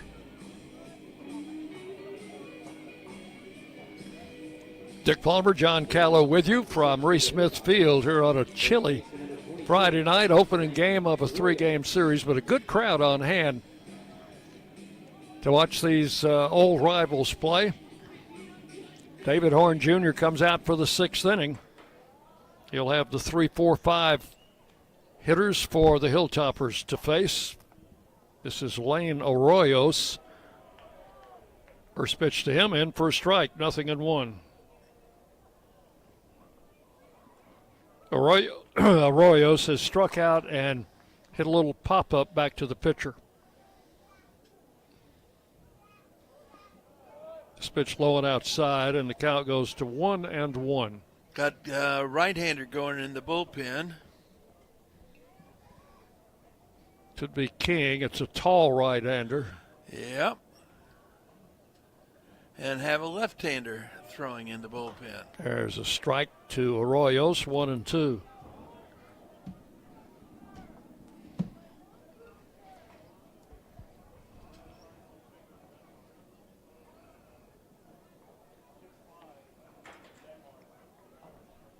Horn with the 1-2 pitch, and the left-handed hitter takes it for ball 2, up high. 2 balls, 2 strikes. So David is over the 100 pitch threshold now. We'll see how long he's going to go.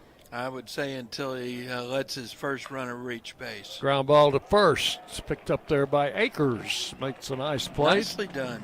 Makes the play unassisted. That is out number 1.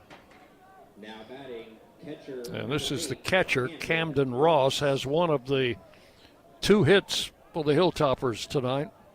That was a double in the second inning, and he was stranded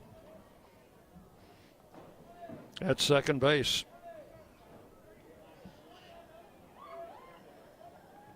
One out here in the 6th.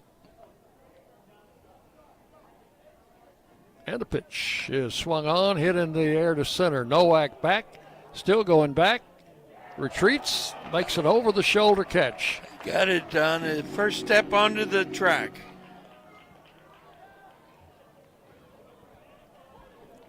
I'm afraid that one might have been trouble had the wind not been blowing in, because Nowak had to go back almost to the track. I think that he was actually one step onto the track when he finally hauled that baseball down. Out number 2 now, and the batter is Hayes, who was flied to center and grounded to second. Pitch to him is in for a strike, 0-1. Well, if you're pitching this way, you stop at 110? I think at some point you do, don't you? The right-hander delivers, and just outside, ball 1. Well, I think what you do is you get this guy, you come in and put 4 on the board, then come back, get him 3 up, 3 down in the 7th, and we go home. Well, John, you've got a nice solution there. I got it figured out, haven't I? Yep. Check swing, did he go? Yes. Oh! Say no. I can't believe that. 2 balls and 1 strike. I'm starting to sound like Jack Eaton now, aren't I, Dick? No comment. The 2-1 pitch swung on and missed, 2-2.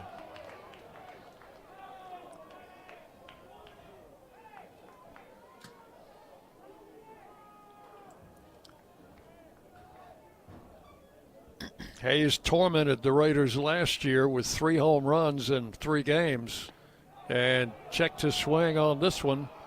Ball 3. He's living a charmed life up there. Yeah, Horn was already 3 steps towards the dugout. That'll run the count full to 3-2.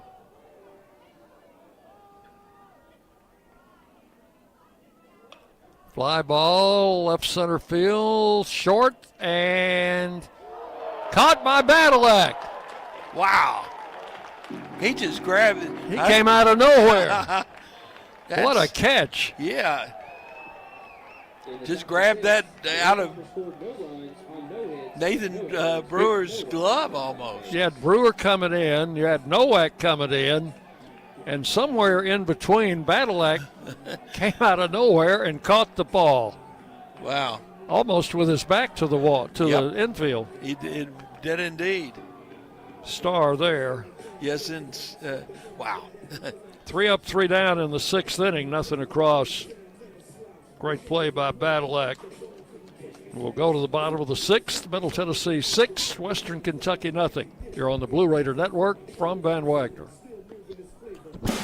Hey, Blue Raider fans, this is Brad Hopkins with Exit Realty Bob Lamb and Associates. Winning in real estate is a lot like football. Good coaching and recruiting a great team are the keys. I put together a team of lenders, inspectors, and home professionals to help you succeed. Let me coach you through this process and make sure you come out a winner. Whether you're looking to buy, sell, or invest, I am here to help you win. Visit BradHopkinsHomes.com or call 615-556-9239 to find out more. At State Farm, when home and auto work as a team, you score and save money. I'm State Farm agent Andy Wama. Give me a call at 615-890-0850 and let's work together to win big by saving money on home and auto. With the service you get from State Farm, you might think our car insurance costs more. I'm State Farm agent Andy Wama. Give me a call at 615-890-0850 and let me show you with discounts up to 40%. You may find it even costs less.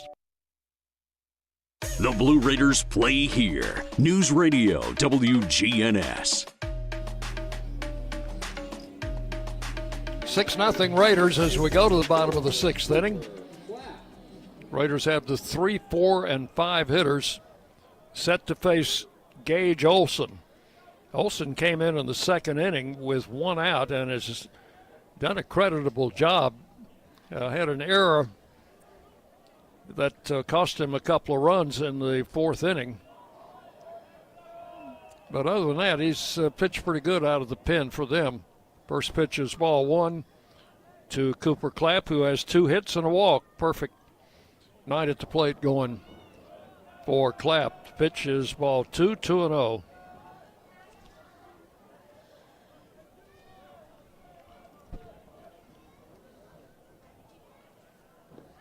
Ball 3 is inside. 3 balls and no strikes. Raiders now have a left-hander throwing in the bullpen. Yeah, they had a righty and a lefty. And it looks like they're going to go with the left-hander. The right-hander is not throwing right now. There was a strike, 3-1 to Clapp. So his mom's at the game tonight. I hope she was here for the Raiders' Choice Awards last night to see him get those awards. There's a strike, 3-2.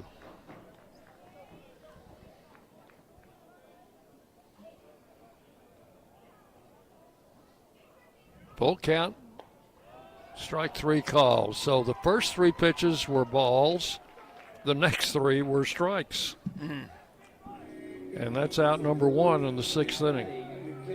Strikeout number 4 for Olson. Tyler Minnick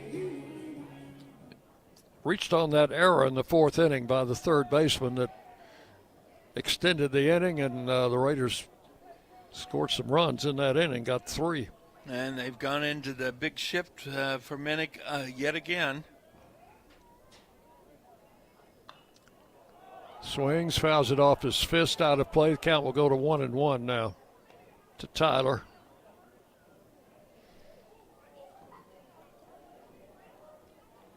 Senior transfer from Georgia Tech, second year with the Raiders. Pitch misses for ball 2. And his catching skills, John, have improved 100% over last year. Don't you think so? And it's all in his footwork. Ground ball to third, off the third baseman's glove. It's fair. Minnick rounding first, on his way to second. Left fielder has trouble finding the ball in foul ground, but finally gets it back in, and it's a double for Minnick. Not much the third baseman could do with that ball.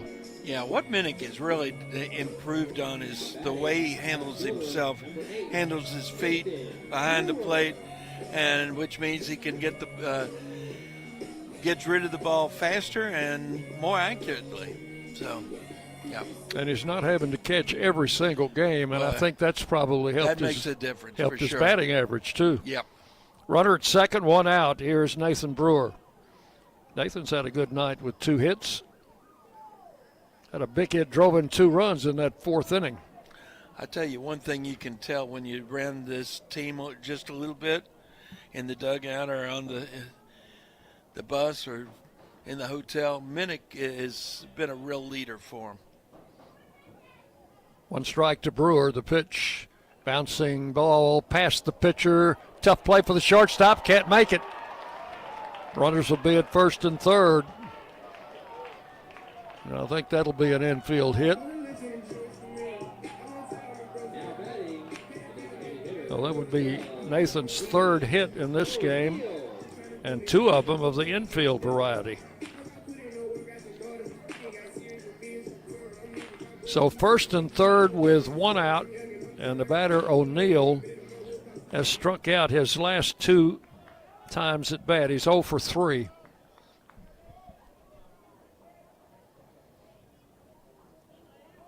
Showed bunt. Pitch outside, ball 1. Might have been trying a safety squeeze. Well, that could be, or just Minnick over at third. Give that infield something to think about. Stay out of the double play. He's around the bunt, lays it down. Here comes Minnick. Throw to the plate, and I don't think they tagged him. He got in there. Yeah, he did not tag him. The pitcher got the ball to the catcher in time, but he missed the tag. Minnick made a good slide at home plate, if you call it a slide on that turf. Well, he did what he needed to do. He got in under the in and around the tag, and so the Raiders now have runners at first and second after that fielder's choice. That drives in a run. It's 7-0. And there's a little tap foul down the first base side by Brett Rogers. 1 strike.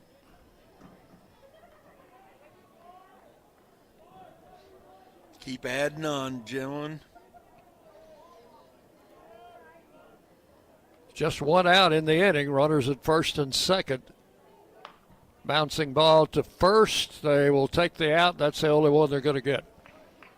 The other 2 runners advance. First baseman Arroyos makes the put out unassisted for 2 outs now. Nathan Brewer to third, Dean O'Neill to second. And with 2 outs, the batter is Brett Bondolan, 0 for 3. He could help the cause here. Pitches low, bounces away from the catcher Ross, but he recovers in time. 1 ball, no strikes. Bondolan has fanned his last 2 at-bats.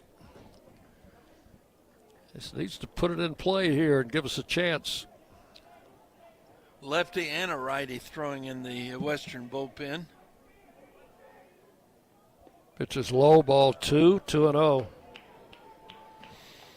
7-0. Raiders have scored 1 here in the 6th and have 2 more in scoring position.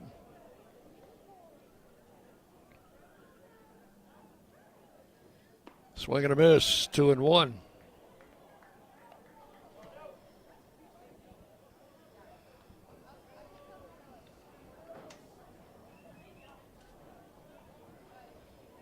Right-hander comes set, and the pitch. Swung on and missed, strike 2.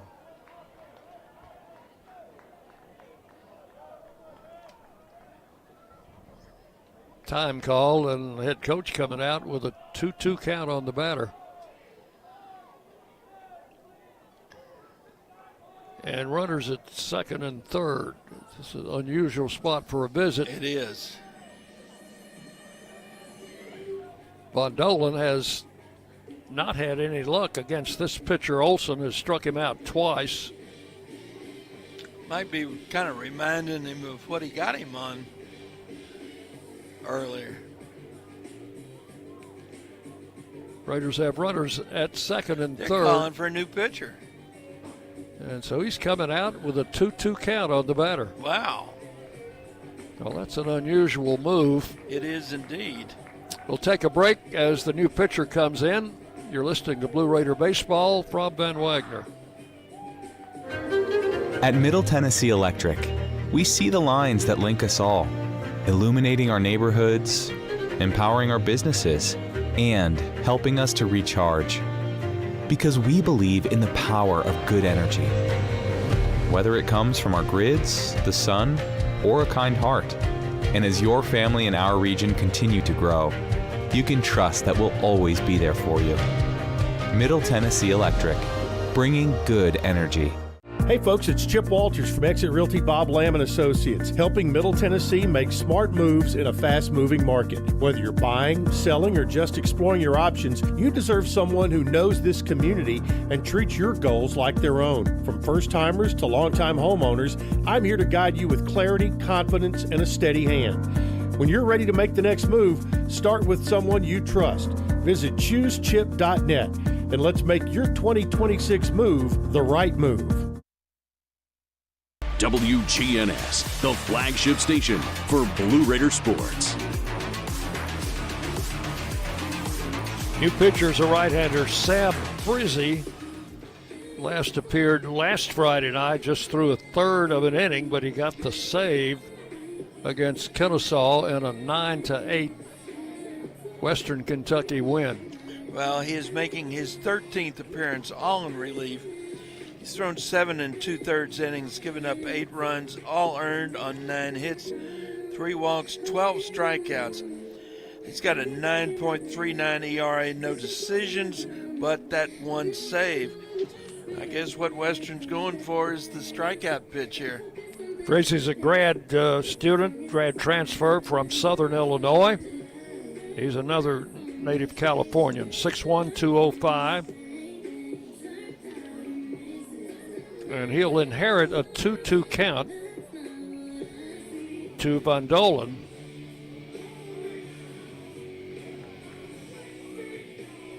Now, it's really an unusual move by the Western head coach. We'll see how it works out for him. He must feel like he can order up a strike here.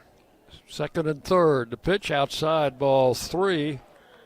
Well, that's the way the league has been pitching Von Dolen, outside, not quite that far outside. Badalak waiting to hit next. And the pitch. Struck him out swinging. So that will end the inning.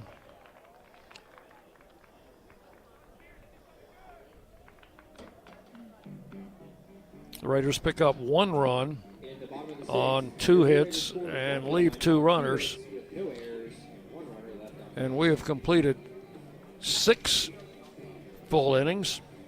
Middle Tennessee with 7 runs, 11 hits, and no errors. Western Kentucky, no runs, 2 hits, and 1 error. Raiders lead 7-0 as we go to the 7th inning. You're listening to Blue Raider Baseball from Van Wagner. Las Casas Drugs is a proud sponsor of Blue Raider Athletics, located at 4702 Las Casas Pike, just minutes from Murfreesboro.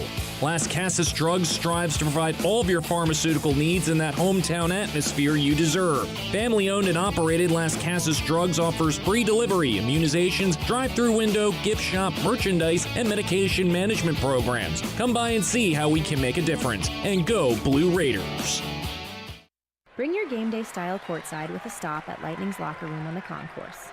From bold new drops to timeless campus classics, we've got everything you need to turn heads from class to tip-off. Whether you're rocking a hoodie in the student section or sporting a tee around town, your look says it loud. You're here for the wins, the energy, and the tradition. So step up your style and your spirit, because at Lightning's Locker Room, the season never slows down, and every fan plays a part in the hype. Let's make every day feel like game day. You're listening to MTSU Sports on WGNS. We move to the 7th inning.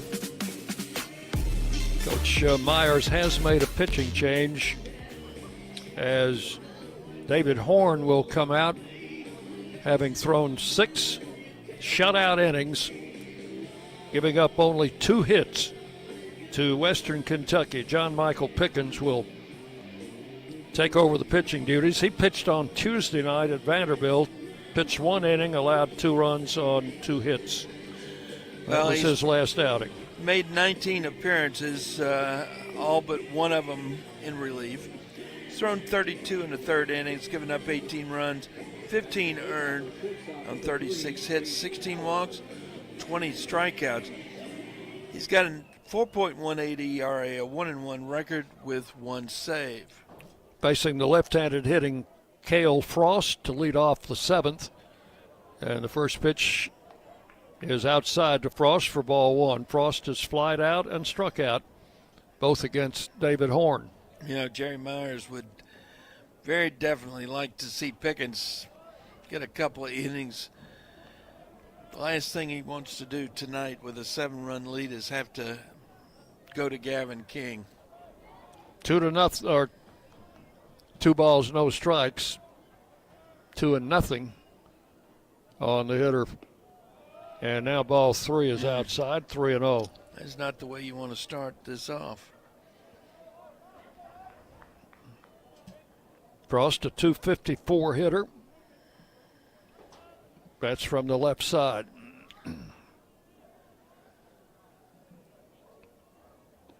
Pitch is ball 4 outside. And a leadoff walk to start the 7th inning.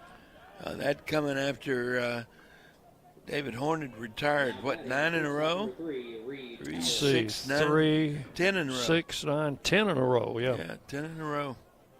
Last player to reach base for Western was Ross on a walk in the 3rd inning.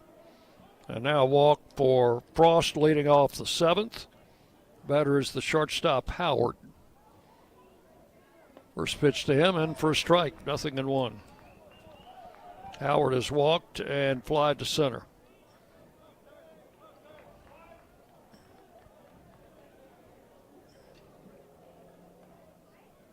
Pickens, the left-hander. First year with the Raiders. Pitch to him is inside, 1-1. Out of Hueytown, Alabama. Junior college transfer. I believe Shelton State was his college.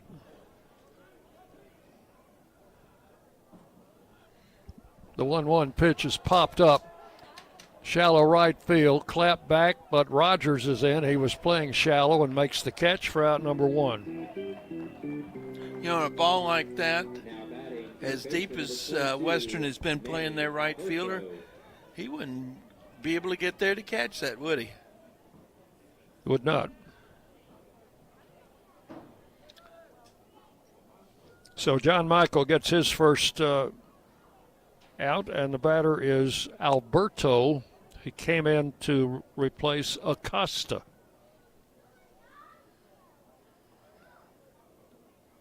Manny Alberto. He is a native of Canada. First year with the Hilltopper program, a redshirt junior. So this is his first at bat. And he swings and fouls it to the backstop, strike 1. Had a pretty nice swing at that pitch. He put a big swing on it. Alberto hits 286. That's from the right side.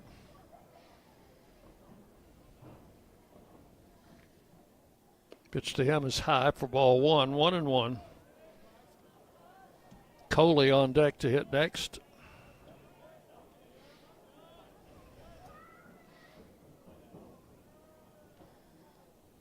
Playing here in the top of the 7th inning. Raiders leading 7-0. Hit that one off his fist, foul. Back to the screen. The count will be 1-2. Raiders got 3 runs in the first, added 3 more in the 4th, and then picked up a single run in the 6th.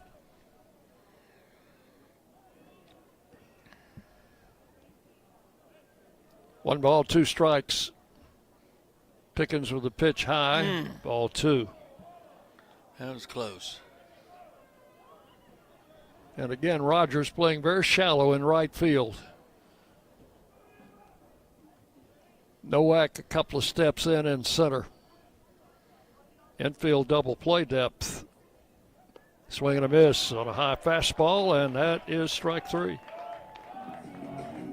2 outs in the 7th. David Horn in 6 innings struck out 7. Pickens picks up his first K. And the batter is Coley, who has twice been called out on strikes. I'm sure he's glad that the pitching change was made. He was 2 of those 7, wasn't he? Popped foul out of play, strike 1.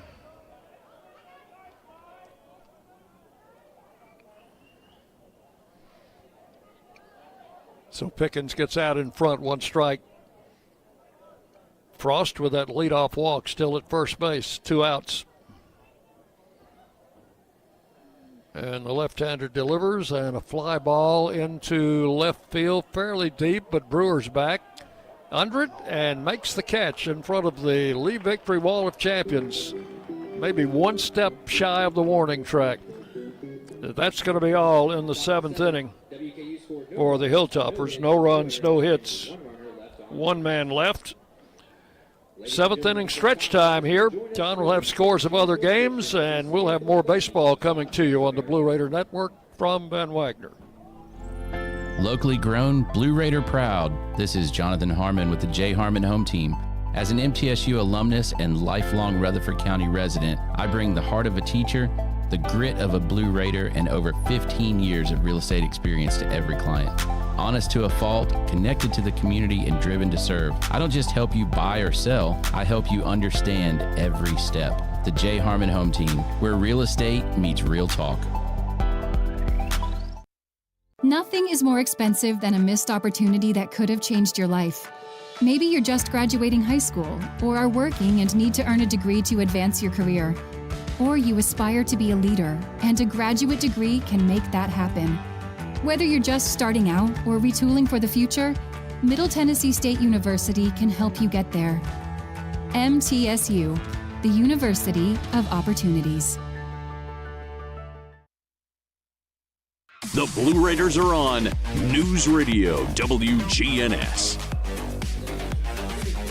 Back at Reese Smith Field, we're in the just finished the 7th inning stretch, and Raiders on top over Western Kentucky, 7-0. That's an important game for us in the standings because Western Kentucky, MTSU tied at 9-12, working towards that 6th seed, which is going to be all important. Elsewhere in Conference USA, got one final down in Georgia, Kennesaw State, a winner over Sam Houston, 6-5. That is a final, and that one helps the Raiders out because Sam Houston and Kennesaw now both tied at 9-13. When we finish this one here, somebody is going to be at 9-13. Somebody's going to be at 10-12. Elsewhere, up in Delaware, they're in the top of the 9th with 1 out. Delaware leading FIU 9-6. That'll be an important one too because FIU was primed to make a run if they could have gone up and dominated Delaware. Elsewhere, this is an interesting one, Dick. Up in Springfield, Missouri, they're in the top of the 6th inning. Missouri State 10, Jackson State 1. How about that? They led 10-0 in that one. Down in Dallas, Dallas Baptist over Louisiana Tech there in the bottom of the 8th inning. Dallas Baptist leading 2-1. And out in Las Cruces, Liberty, our opponent in 2 weeks, is on top of New Mexico State 3-2 there in the top of the 4th inning. Scores brought to you by the Daily News Journal. Read all about Blue Raider sports in the DNJ. And leading off for the Raiders in the 7th will be Clay Badalak. And hits this one into left field. Left fielder retreating, still going back, and he will make the catch for out number 1. So 1 down here in the 7th inning. That was the new pitcher's 2nd or 3rd pitch. That's Frizzy, who came in and struck out Von Dolan to end the 6th inning. 1 out. And here's Owen Nowak. Takes the pitch inside, ball one. Owens had 2 hits, has a sacrifice bunt, and is grounded out. So 2 for 3. Looks at a strike, 1-1. 1 out in the 7th, 7-0. The Raiders leading. They're giving Frizzy the credit for that out. There's a strike, 1-2. Even though he came in with that 2-2 count, he gets the strikeout. I think he probably feels like he deserves it. Well, that was why he was there. Ball is low, ball 2, 2-2. Final numbers on Olsen. He goes 4 1/3. Gives up 4 runs, 2 of them earned on 5 hits, 2 walks. He had 7 strikeouts.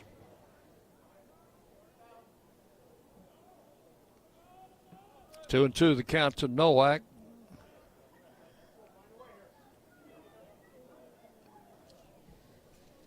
And the pitch. And struck him out swinging. It's out number 2 in the 7th. Batter is Lane Akers.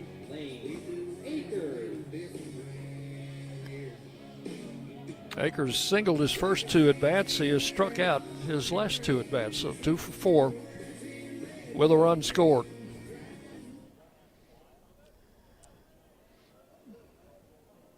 Raiders trying to even up their overall record. They were 1 game under 500 coming in. First pitch to Lane is ball low, 1-0. There's a swinging strike, 1-1. Now, if we can hold on for this win and keep holding on for the weekend, we'll move into sole possession of the number 6 seed with a win tonight and a couple more wins, and we hang on to it. Pitch is outside, ball 2. 2-1 to Akers. And a shot up the middle, a base hit. That's the 3rd hit for Lane Akers tonight. First hit off the new pitcher, Frizzy. And the batter will be Cooper Clapp, who has 2 hits tonight. Raiders have 12 hits total, and the Hilltoppers with just 2. Okay, so Cooper's walk-up song is California Dreaming. So I said, why California Dreaming? That's got such a 60s vibe. There's got to be a backstory. He said, no, I just like it. Well, he has a very good taste in music. Yeah, that 1 strike to count to Clapp. If you're a child of the 60s, you know California Dreaming and the Mamas and Papas. And, yeah, it's a good song. Pitch is low, 1-1. It's got a good melody, too, Yep. doesn't it?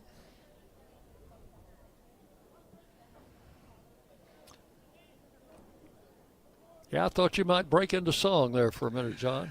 There was a time in my life I probably would have, but it's long since passed.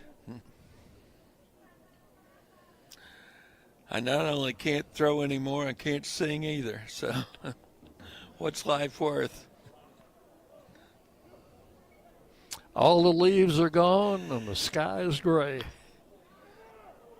Foul. There's a foul ball outside the line at first. First baseman made a nice play on that ball, didn't he? Got it on a low hop. California Dreaming on such a rainy day. I've been for a walk.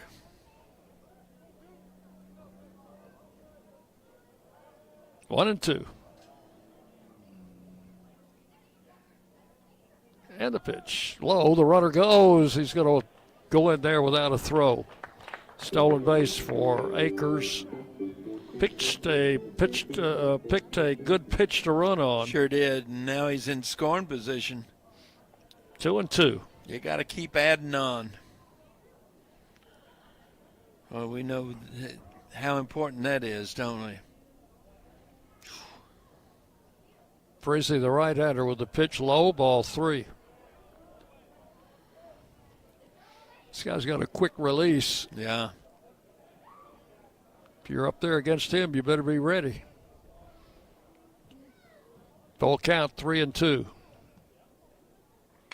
And one hopper to the second baseman. That'll end the inning. Holler throws out Clapp for out number 3. Play goes second to first. So in the 7th, the Raiders come up with no runs. There was 1 hit and 1 man left. We have completed 7 full innings. Middle Tennessee 7 and Western Kentucky nothing. We'll go to the 8th inning, top of the batting order, scheduled to come up for the Hilltoppers. You're listening to Middle Tennessee Baseball from Van Wagner. Will Fraley, attorney at law, has experience you can count on. Former Blue Raider baseball player and MTSU alum Will Fraley serves Murfreesboro and the surrounding communities.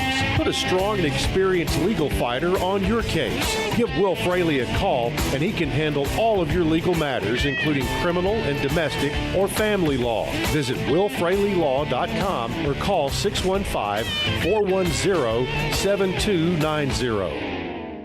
When the arena lights dim for a concert, or when the crowd becomes one at a big game, you can almost feel like you're the biggest fan. But who's your biggest fan?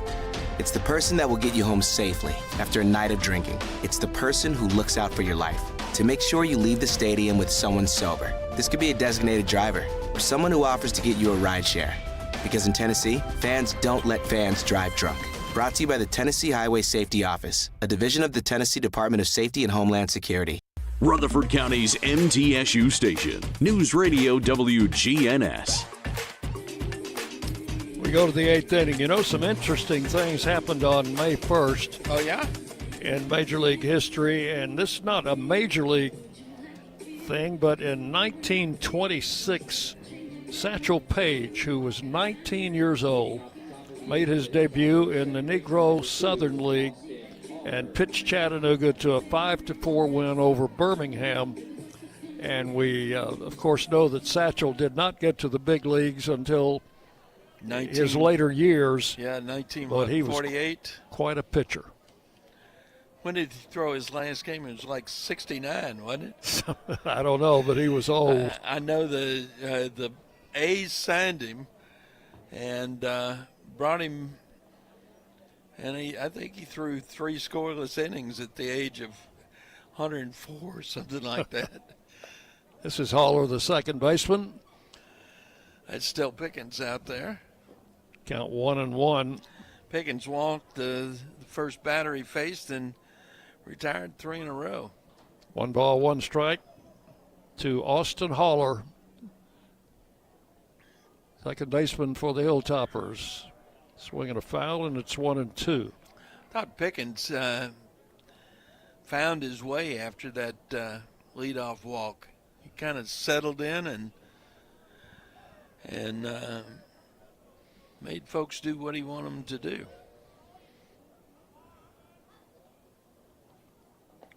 There you go. Strike 3 called. Haller caught looking. Well, that's his second strikeout.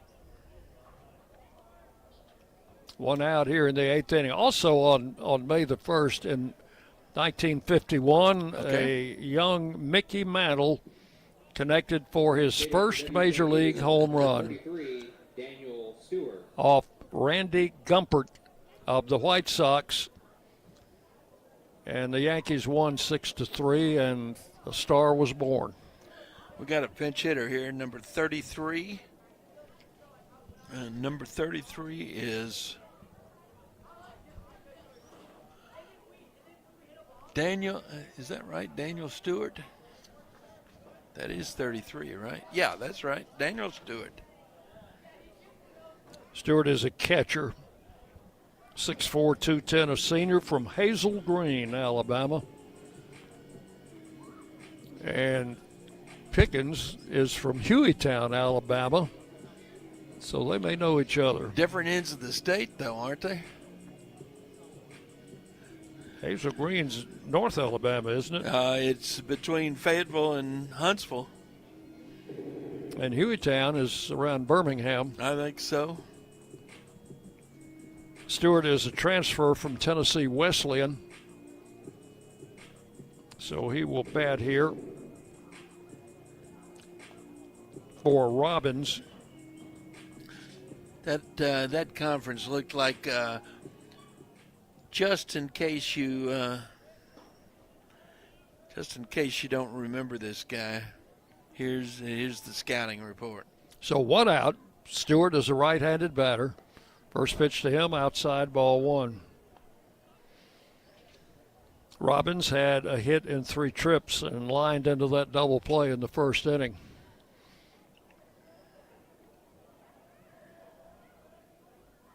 And the 1-0 pitch is fouled down the first baseline. 1-1. Well, FIU did not go quietly, but they did go. That game is in Delaware has gone final Delaware 9, FIU 8. I think FIU is still winless on the road. They are. In the conference. Yeah, they're now 0-10, I believe it is. There's a line drive, base hit to left field. So Stewart in a pinch hitting role, singles to left. Let's see if they don't use a pinch runner for him. It's the first hit off Pickens since coming in. And the batter will be Arroyos.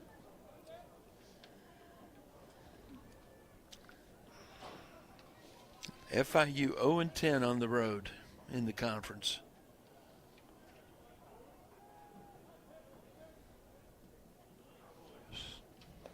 Pitch to Arroyos is a strike. He's a left-handed hitter. 0 for 3.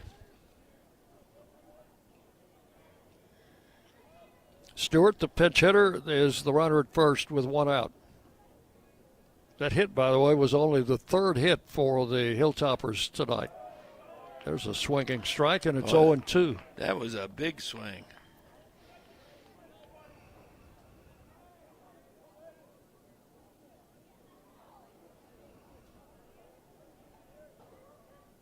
Raider infield double play depth with a runner at first and 1 out. And the pitch is high for a ball. Second inning for John Michael Pickens after David Horn went 6, allowing only 2 hits and no runs. 4 walks, 7 strikeouts. Swinging a foul out of play. The count holds at 1-2. Got a right-hander throwing now. That could be King.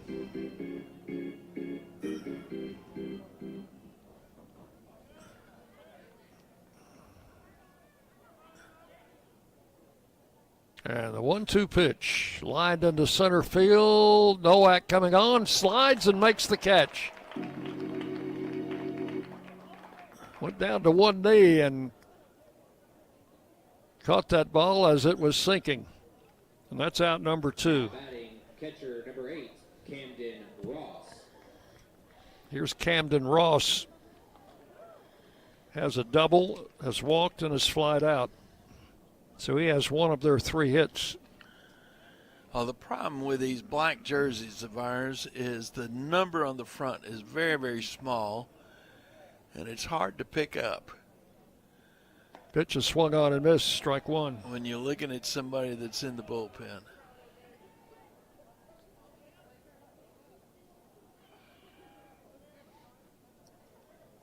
I don't see anybody now. Well, he is standing along the fence. Ground ball to short. Badalak has it go right through his legs. That's got to be an E6. It will be an E6. I think he was coming in to make the pickup and the force at second. Yeah, he was just going to make a nice, easy toss to Cupper Clamp and force that runner and get out of the inning. And took his eyes off the baseball. And here is Hayes, 0 for 3. Got to watch this guy. He's a home run threat. Yeah, here comes Jerry Myers. And he's going to make a pitching change here. He's going to the right-hander. So we'll take a break. Come back, tell you about the new pitcher.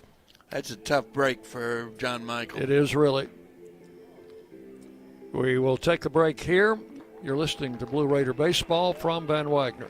The Blue Raiders are winners in the classroom, on the field, and the courts. Richard Lewis here. I want you to win in real estate also. Buying, selling, auction here in Tennessee, or along the Gulf Coast, a second home, or investing. Give me a call to help start that winning process. 615-319-9981. Oh, I'm never too busy for your referrals. Richard Lewis, Exit Realty, Bob Lamb & Associates. Las Casas Drugs is a proud sponsor of Blue Raider Athletics, located at 4702 Las Casas Pike, just minutes from Murfreesboro. Las Casas Drugs strives to provide all of your pharmaceutical needs in that hometown atmosphere you deserve. Family-owned and operated, Las Casas Drugs offers free delivery, immunizations, drive-through window, gift shop, merchandise, and medication management programs. Come by and see how we can make a difference. And go Blue Raiders. The Blue Raiders play here. News Radio WGNS.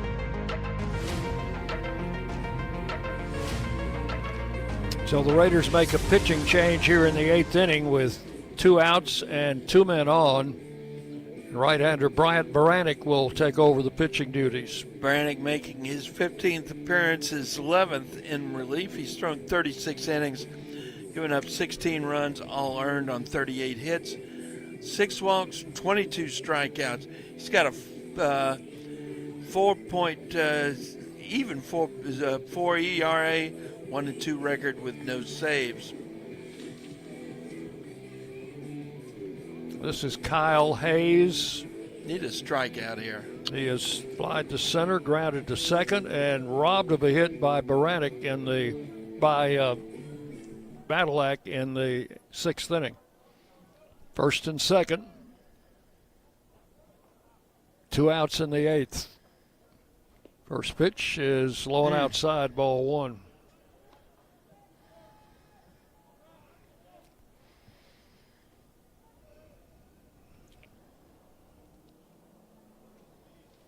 Raiders leading here 7-0, trying to get out of the 8th inning. The pitch is outside, ball 2. John, correct me if I'm wrong, but I think this is only the 2nd inning, maybe the 3rd inning. They've had more than 1 base runner. They had 2 runners in the 2nd and 2 runners in the 3rd. That's it. There's a strike call, 2-1. And you remember Horn set down 10 in a row, beginning with the 3rd out in the 3rd, so 4th, 5th, 6th. They didn't have a base runner until the 7th. Check swing and a foul over by the Blue Raider dugout. So you're right. Count evens up at 2-2. We need to just go ahead and get him here. Baranek, a senior from Spring Hill. Ready for the 2-2 pitch. Line foul down the left field line. And it's a good thing for the Raiders because that would have scored a pair. Yep. Count holds at 2-2.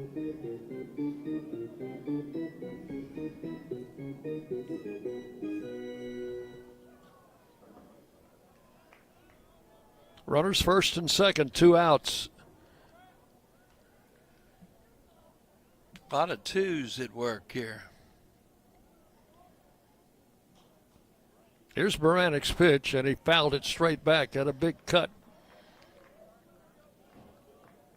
They will do it all over again.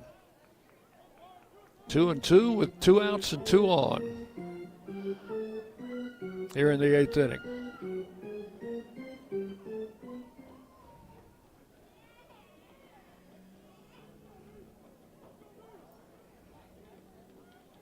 And Baranik's pitch fouled out of play again. Blue Raider men's tennis fell to North Carolina State today, 4-2 in the NCAA regional over in Athens, Georgia. But they had a great season. Sure did. 2-2 pitch, grounded foul past third base coach, and count holds at 2-2. Brannick needs just keep throwing strikes. Men's tennis coach Jimmy Borndame was named the Conference USA Coach of the Year, I think for the 7th or 8th time. Oh, it's what, the 7th conference championship in a row. Ball outside. 3-2 now. Count goes full, so the runners will be moving.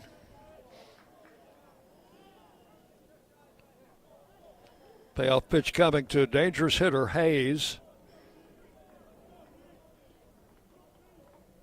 And Baranik's pitch is swung on and missed. Strike 3. Struck him out, and the inning is over. So for the Hilltoppers, no runs, a hit. There was 1 error and 2 left. We'll go to the bottom of the 8th inning. Middle Tennessee remaining with a 7-0 lead.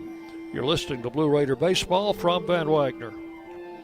Bring your game day style courtside with a stop at Lightning's locker room on the concourse. From bold new drops to timeless campus classics, we've got everything you need to turn heads from class to tip-off. Whether you're rocking a hoodie in the student section or sporting a tee around town, your look says it loud. You're here for the wins, the energy, and the tradition. So step up your style and your spirit, because at Lightning's locker room, the season never slows down, and every fan plays a part in the hype. Let's make every day feel like game day. Hey, Blue Raider fans, this is Brad Hopkins with Exit Realty Bob Lamb & Associates. Winning in real estate is a lot like football. Good coaching and recruiting a great team are the keys. I put together a team of lenders, inspectors, and home professionals to help you succeed. Let me coach you through this process and make sure you come out a winner. Whether you're looking to buy, sell, or invest, I am here to help you win. Visit BradHopkinsHomes.com or call 615-556-9239 to find out more. WGNS, the flagship station for Blue Raider sports. Before we start the 8th inning, bottom of the 8th inning, let's pause 10 seconds for station identification. You're listening to Blue Raider Baseball. The flagship station for Middle Tennessee sports. WGNS, Murfreesboro, Smyrna. The Blue Raiders play here. Western Kentucky makes a pitching change. They'll bring in a left-hander, Zach Serup, S-E-R-U-P, Serup. Last pitched on Friday against Kennesaw, went 2/3 of an inning. Gave up a hit and a run. Had 1 strikeout. Faced only 3 batters, so he should be well rested. 6'3", 195, a redshirt sophomore out of California, transfer from Ventura College. It's out there on the Ventura Highway, I think.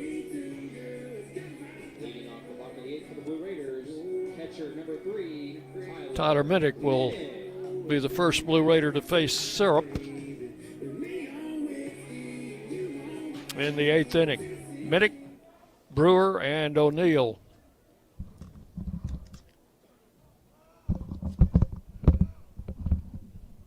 Tyler's had a double and has crossed the plate twice tonight.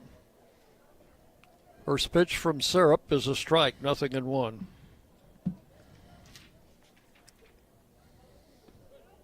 And the lefty delivers low and outside, 1 ball, 1 strike. Did you give Syrup's numbers? I did not. Well, he is making his 13th appearance, all but 5 of them relieved, 23 in the 3rd innings, 17 runs, 16 of them earned. Is that going to drop? No, it's going to be caught out in Shortstop? very shallow center field by the shortstop. So 1 out in the 8th. So 17 runs, 16 earned, 28 hits, 7 walks, 30 strikeouts. Got a 6.17 ERA, a 1-4 record with no saves. 1 out in the 8th. The batter is Nathan Brewer. He's had a good night with the bat. 3 for 4. Couple of runs batted in for Brewer. First pitch is a strike, 0-1.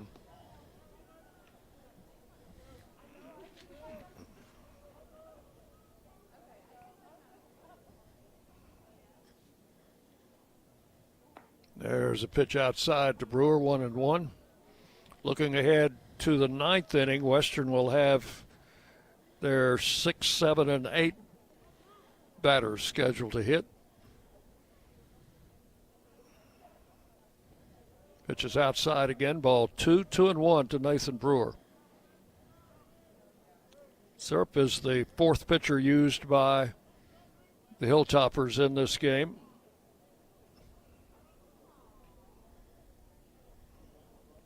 The 2-1 swung on and fouled to the screen. 2-2. Final numbers on Sam Frizzy. Goes an inning and a third. Gives up no runs on a hit, no walks, and 2 strikeouts.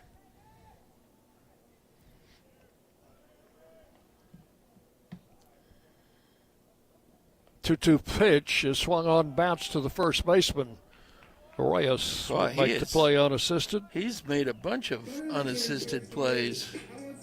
2 outs, and Dean O'Neill will step in, looking for his first hit. He's had a couple of fielder's choice outs and has driven in a run. In fact, he's driven in 2, I think, on ground outs. So he's not had a bad night. He just hasn't had a base hit yet. Pitch is high. But I expect he'll take those 2 RBIs in lieu of a hit. 1 ball, no strikes, the count.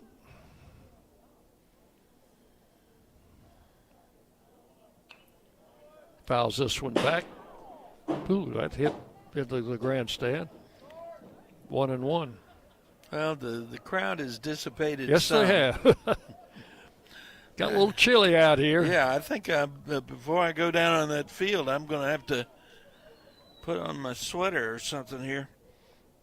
The 1-1 pitch backs him away inside, ball 2. 2-1.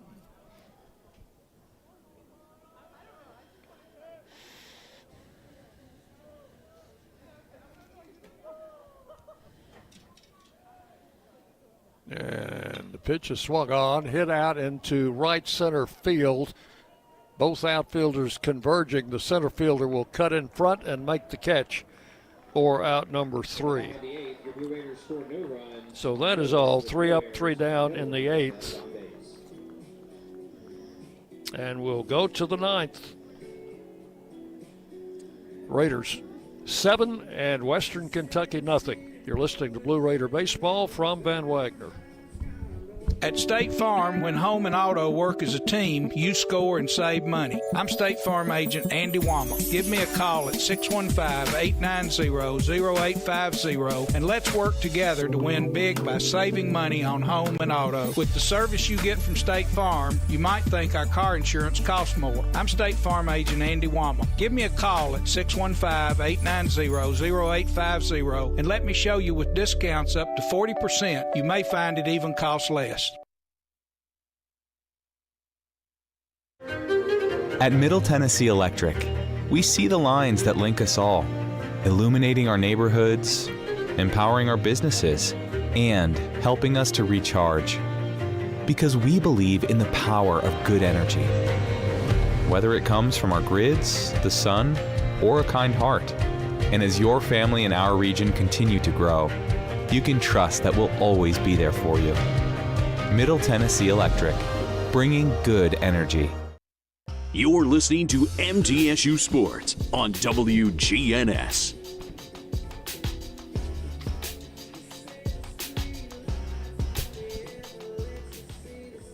Top of the ninth inning.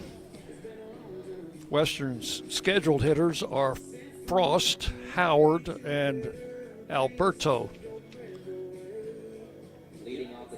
Cale Frost, a left-handed hitter, will lead off. Walked his last time up. He was the first batter John Michael Pickens faced when he came into the game. David Horn had retired him twice on a fly ball and a strikeout. Left-handed hitter stands in and swings through the first pitch from Baranek, strike one.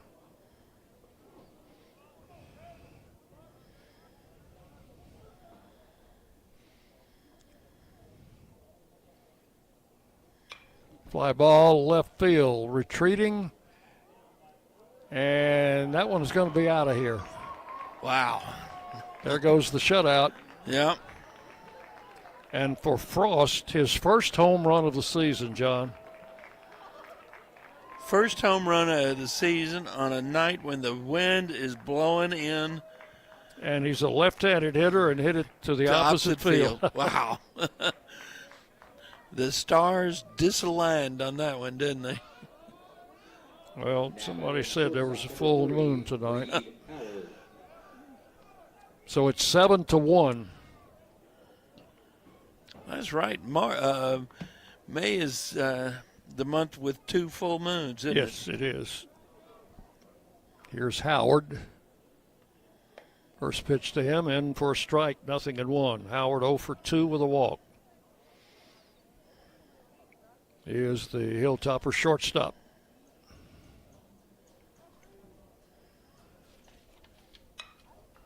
Fly ball, shallow right field. Rogers coming in. And he's got it for out number 1. 1 out in the 9th. Pinch hitting for the Hilltoppers, number 10, Kiefer Tarnoki.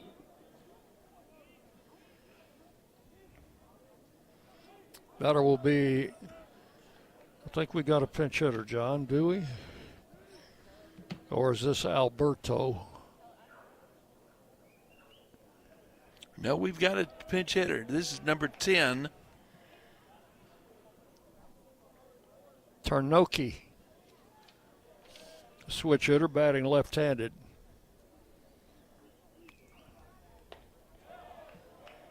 And there's a strike called, and the count is 0-2. This is the number 8 hole. This is the third batter we've had in this number 8 position. Pitch high for a ball, 1-2. Got another final in Conference USA. Dallas Baptist, a 4-1 winner over Louisiana Tech. So they changed places. Dallas Baptist now 15-8. Louisiana Tech 15-7. Louisiana Tech 14-8. Count 1-2 on Tarnoki. Switch hitter batting left-handed. Ground ball to third. Von Dolan has it. Over to first in time. 2 outs in the 9th. And the batter will be Coley, number 9 hitter. Now batting, center fielder number 5. Struck out twice and has flied to left field.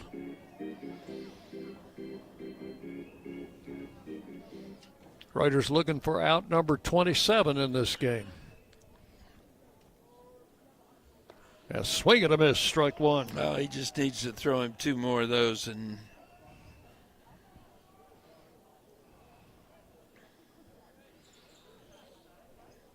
stay with us for our post-game show. That pitch gets all the way to the backstop, 1-1. I think he overthrew that one a little bit. Baranek pumped up out there. Gave up that leadoff home run. That didn't sit well with him. No. 1 ball, 1 strike.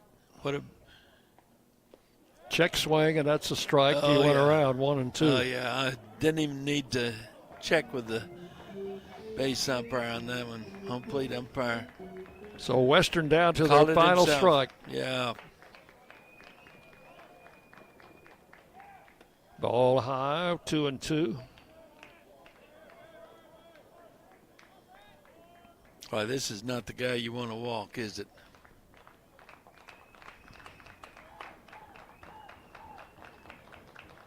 Two balls, two strikes, and the pitch.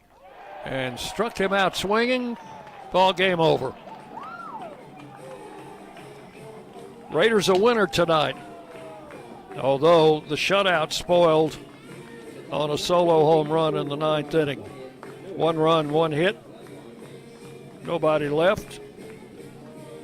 And Middle Tennessee wins the first game of this 3-game series by a score of 7-1. Stay with us for our post-game show. John will be down on the field, and we'll be giving you the highlights of this ball game tonight. So stay with us. We'll have a couple of minutes commercial break, and then we'll be back with our post-game show. Raiders a winner now, and that will even the season record, John, at 23-23, and now 10-12 in conference play. And more important, we've moved into that 6th seed by ourselves. Just need to keep that. 7-1 the final. We'll be back with our post-game show after this on the Blue Raider Network from Van Wagner. Hey folks, it's Chip Walters from Exit Realty Bob Lamb and Associates, helping Middle Tennessee make smart moves in a fast-moving market. Whether you're buying, selling, or just exploring your options, you deserve someone who knows this community and treats your goals like their own. From first-timers to long-time homeowners, I'm here to guide you with clarity, confidence, and a steady hand. When you're ready to make the next move, start with someone you trust. Visit choosechip.net and let's make your 2026 move the right move. Las Casas Drugs is a proud sponsor of Blue Raider Athletics, located at 4702 Las Casas Pike, just minutes from Murfreesboro. Las Casas Drugs strives to provide all of your pharmaceutical needs in that hometown atmosphere you deserve. Family-owned and operated, Las Casas Drugs offers free delivery, immunizations, drive-through window, gift shop, merchandise, and medication management programs. Come by and see how we can make a difference. And go Blue Raiders! Bring your game day style courtside with a stop at Lightning's locker room on the concourse. From bold new drops to timeless campus classics, we've got everything you need to turn heads from class to tip-off. Whether you're rocking a hoodie in the student section or sporting a tee around town, your look says it loud. You're here for the wins, the energy, and the tradition. So step up your style and your spirit, because at Lightning's locker room, the season never slows down, and every fan plays a part in the hype. Let's make every day feel like game day. Locally grown, Blue Raider proud. This is Jonathan Harmon with the J. Harmon Home Team. As an MTSU alumnus and lifelong Rutherford County resident, I bring the heart of a teacher, the grit of a Blue Raider, and over 15 years of real estate experience to every client. Honest to a fault, connected to the community, and driven to serve. I don't just help you buy or sell, I help you understand every step. The J. Harmon Home Team, where real estate meets real talk. WGNS, the flagship station for Blue Raider sports. Today's game is in the books, and it's time to recap today's action in the Blue Raider postgame show. Today's broadcast on the Blue Raider Network has been brought to you in part by Will Freely, attorney at law, State Farm Insurance, and agent Andy Womack, Middle Tennessee Electric, Exit Realty, Bob Lamb and Associates, and agents Brad Hopkins, Richard Lewis, Jonathan Harmon, and Chip Walters. And by Las Casas Drugs. Let's head back to the ballpark for today's Blue Raider postgame show. Win tonight by a score of 7-1 as they take the first game in this 3-game series from Western Kentucky. We'll run down how the scoring went and then give you the official numbers. The Raiders started with David Horn Jr. He walked the first batter, but then the second batter hit it a line drive to Cooper Clapp, who turned it into a double play. The runner on first had been running on the pitch, and then he fanned the next batter to get out of the first inning. The Raiders opened up against the left-hander Aaron Robertson. Owen Nowak led off with a base hit. Lane Akers followed with a single. Cooper Clapp followed with a base hit that drove in Nowak to make it 1-0. And then Tyler Minnick was hit by a pitch. Nathan Brewer got an infield hit to drive in Akers to make it 2-0. And Dean O'Neill hit into a fielder's choice. Clapp scored on that play to make it 3-0. Overall, the Raiders batted 9 players in the first inning, got 3 runs on 4 hits, and took that lead into the second, as David Horn was able to get out of the second inning after giving up a leadoff double. The Raiders scoreless in the second. Top of the third, Western again had a couple of men on. Horn got out of that mess, and the Raiders scoreless in the third. In the fourth, Western Kentucky went down in order. The Raiders in the fourth inning got a leadoff double from Clay Badalak. Owen Nowak sacrificed him, and after Lane Akers struck out, Cooper Clapp walked. Tyler Minnick reached on an error, and that drove in a run, and then Brewer had a 2-run single, so a 3-run inning for the Raiders, and they led 6-0 after 4 innings. The fifth inning was scoreless. The sixth inning, the Hilltoppers did not score. Raiders picked up 1 in the bottom of the sixth, double by Tyler Minnick, and a single by Nathan Brewer. A fielder's choice by O'Neill drove in Minnick to make it 7-0. And Horn pitched through the sixth inning. He retired the last 10 players he faced. John Michael Pickens came in and pitched a scoreless seventh. And in the eighth inning, got in a little bit of trouble, but Baranek came in, got a strikeout to retire the side. The Raiders did not score in the eighth. In the ninth inning, a leadoff home run by Cale Frost of Western Kentucky, his first of the season, as he went the other way over the left field wall. Which is the only place he's going to go out on a night like tonight. 7-1. And Amazing. That was your final score. The Raiders win it and will go to 10-12 in the league. Western will drop to 9-13, and the Hilltoppers 24-22 overall. The Raiders 23-23 overall. Well, here's the thing: Middle now improves to 10-12 in the league. They're still going to be behind the Big Five, but certainly in sixth position by themselves for the first time in several weeks. But you look at that 9-13 now. You've got Western Kentucky, Sam Houston, Kennesaw State, and depending on what happens out in Las Cruces with New Mexico State and Liberty, and they were tied just a little bit ago. A log jam at 9-13, so let them beat up on each other, and we just got to keep winning. We've only lost once at home. The only one that has not lost any more than, let's see, Missouri State 8-1, Jacksonville State 11-1. Jacksonville State looks like they're about to lose that ball game out there in Springfield. So anyway, to wrap this up, looking at the Raiders, Owen Nowak 2 for 4, good night. Lane Akers 3 for 5. Cooper Clapp 2 for 4. He had an RBI. Big night from Nathan Brewer. He goes 3 for 5 with 3 RBI. Dean O'Neill 0 for 5, but he still gets 2 RBI. Productive outs. You got to like it. For the Raiders, looking at the strikeout totals, they struck out 11 Hilltoppers and held them to just that 1 run on 4 hits. The winning pitcher, David Horn, he improves to 3-5.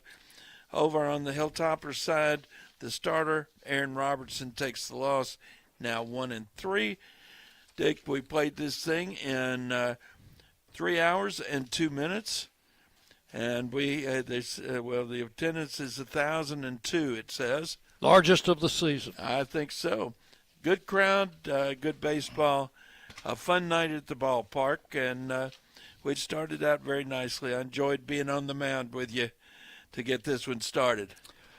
All right, I think that was the key to the win, John. Maybe they'll bring us back. Command performance, huh? All right, that's going to wrap it up from Ray Smith Field tonight. Middle Tennessee a winner over Western Kentucky by a score of 7-1. And this was, by the way, I forgot to bring this out during the game. The series between the two, John, coming into this game had been tied 76-76. Is that our numbers or their numbers? That's our numbers. Okay. 153rd meeting goes to Middle Tennessee, and now the Raiders lead the series 77-76. That's amazing. Can't get it much closer than that. You can't. No. Okay, that's going to wrap it up. We'll do it again tomorrow afternoon, 3 o'clock for the first pitch. Tomorrow we'll be on the air at 2:45. So thanks to all of you for listening. Jackson Smith has been our studio producer. For John Callow, this is Dick Plummer. We'll see you tomorrow with more Blue Raider baseball. Good night from the ballpark. Thanks for listening to today's Middle Tennessee State University baseball game. Today's game has been produced by Van Wagner College through the facilities of WGNS Radio. The content of today's game is owned by Van Wagner College and the Blue Raider Network and may not be reproduced without expressed written permission of Middle Tennessee State University and Van Wagner College. Be sure to join us next time for more Middle Tennessee baseball here on the Blue Raider Network on WGNS, the flagship station for Blue Raider sports.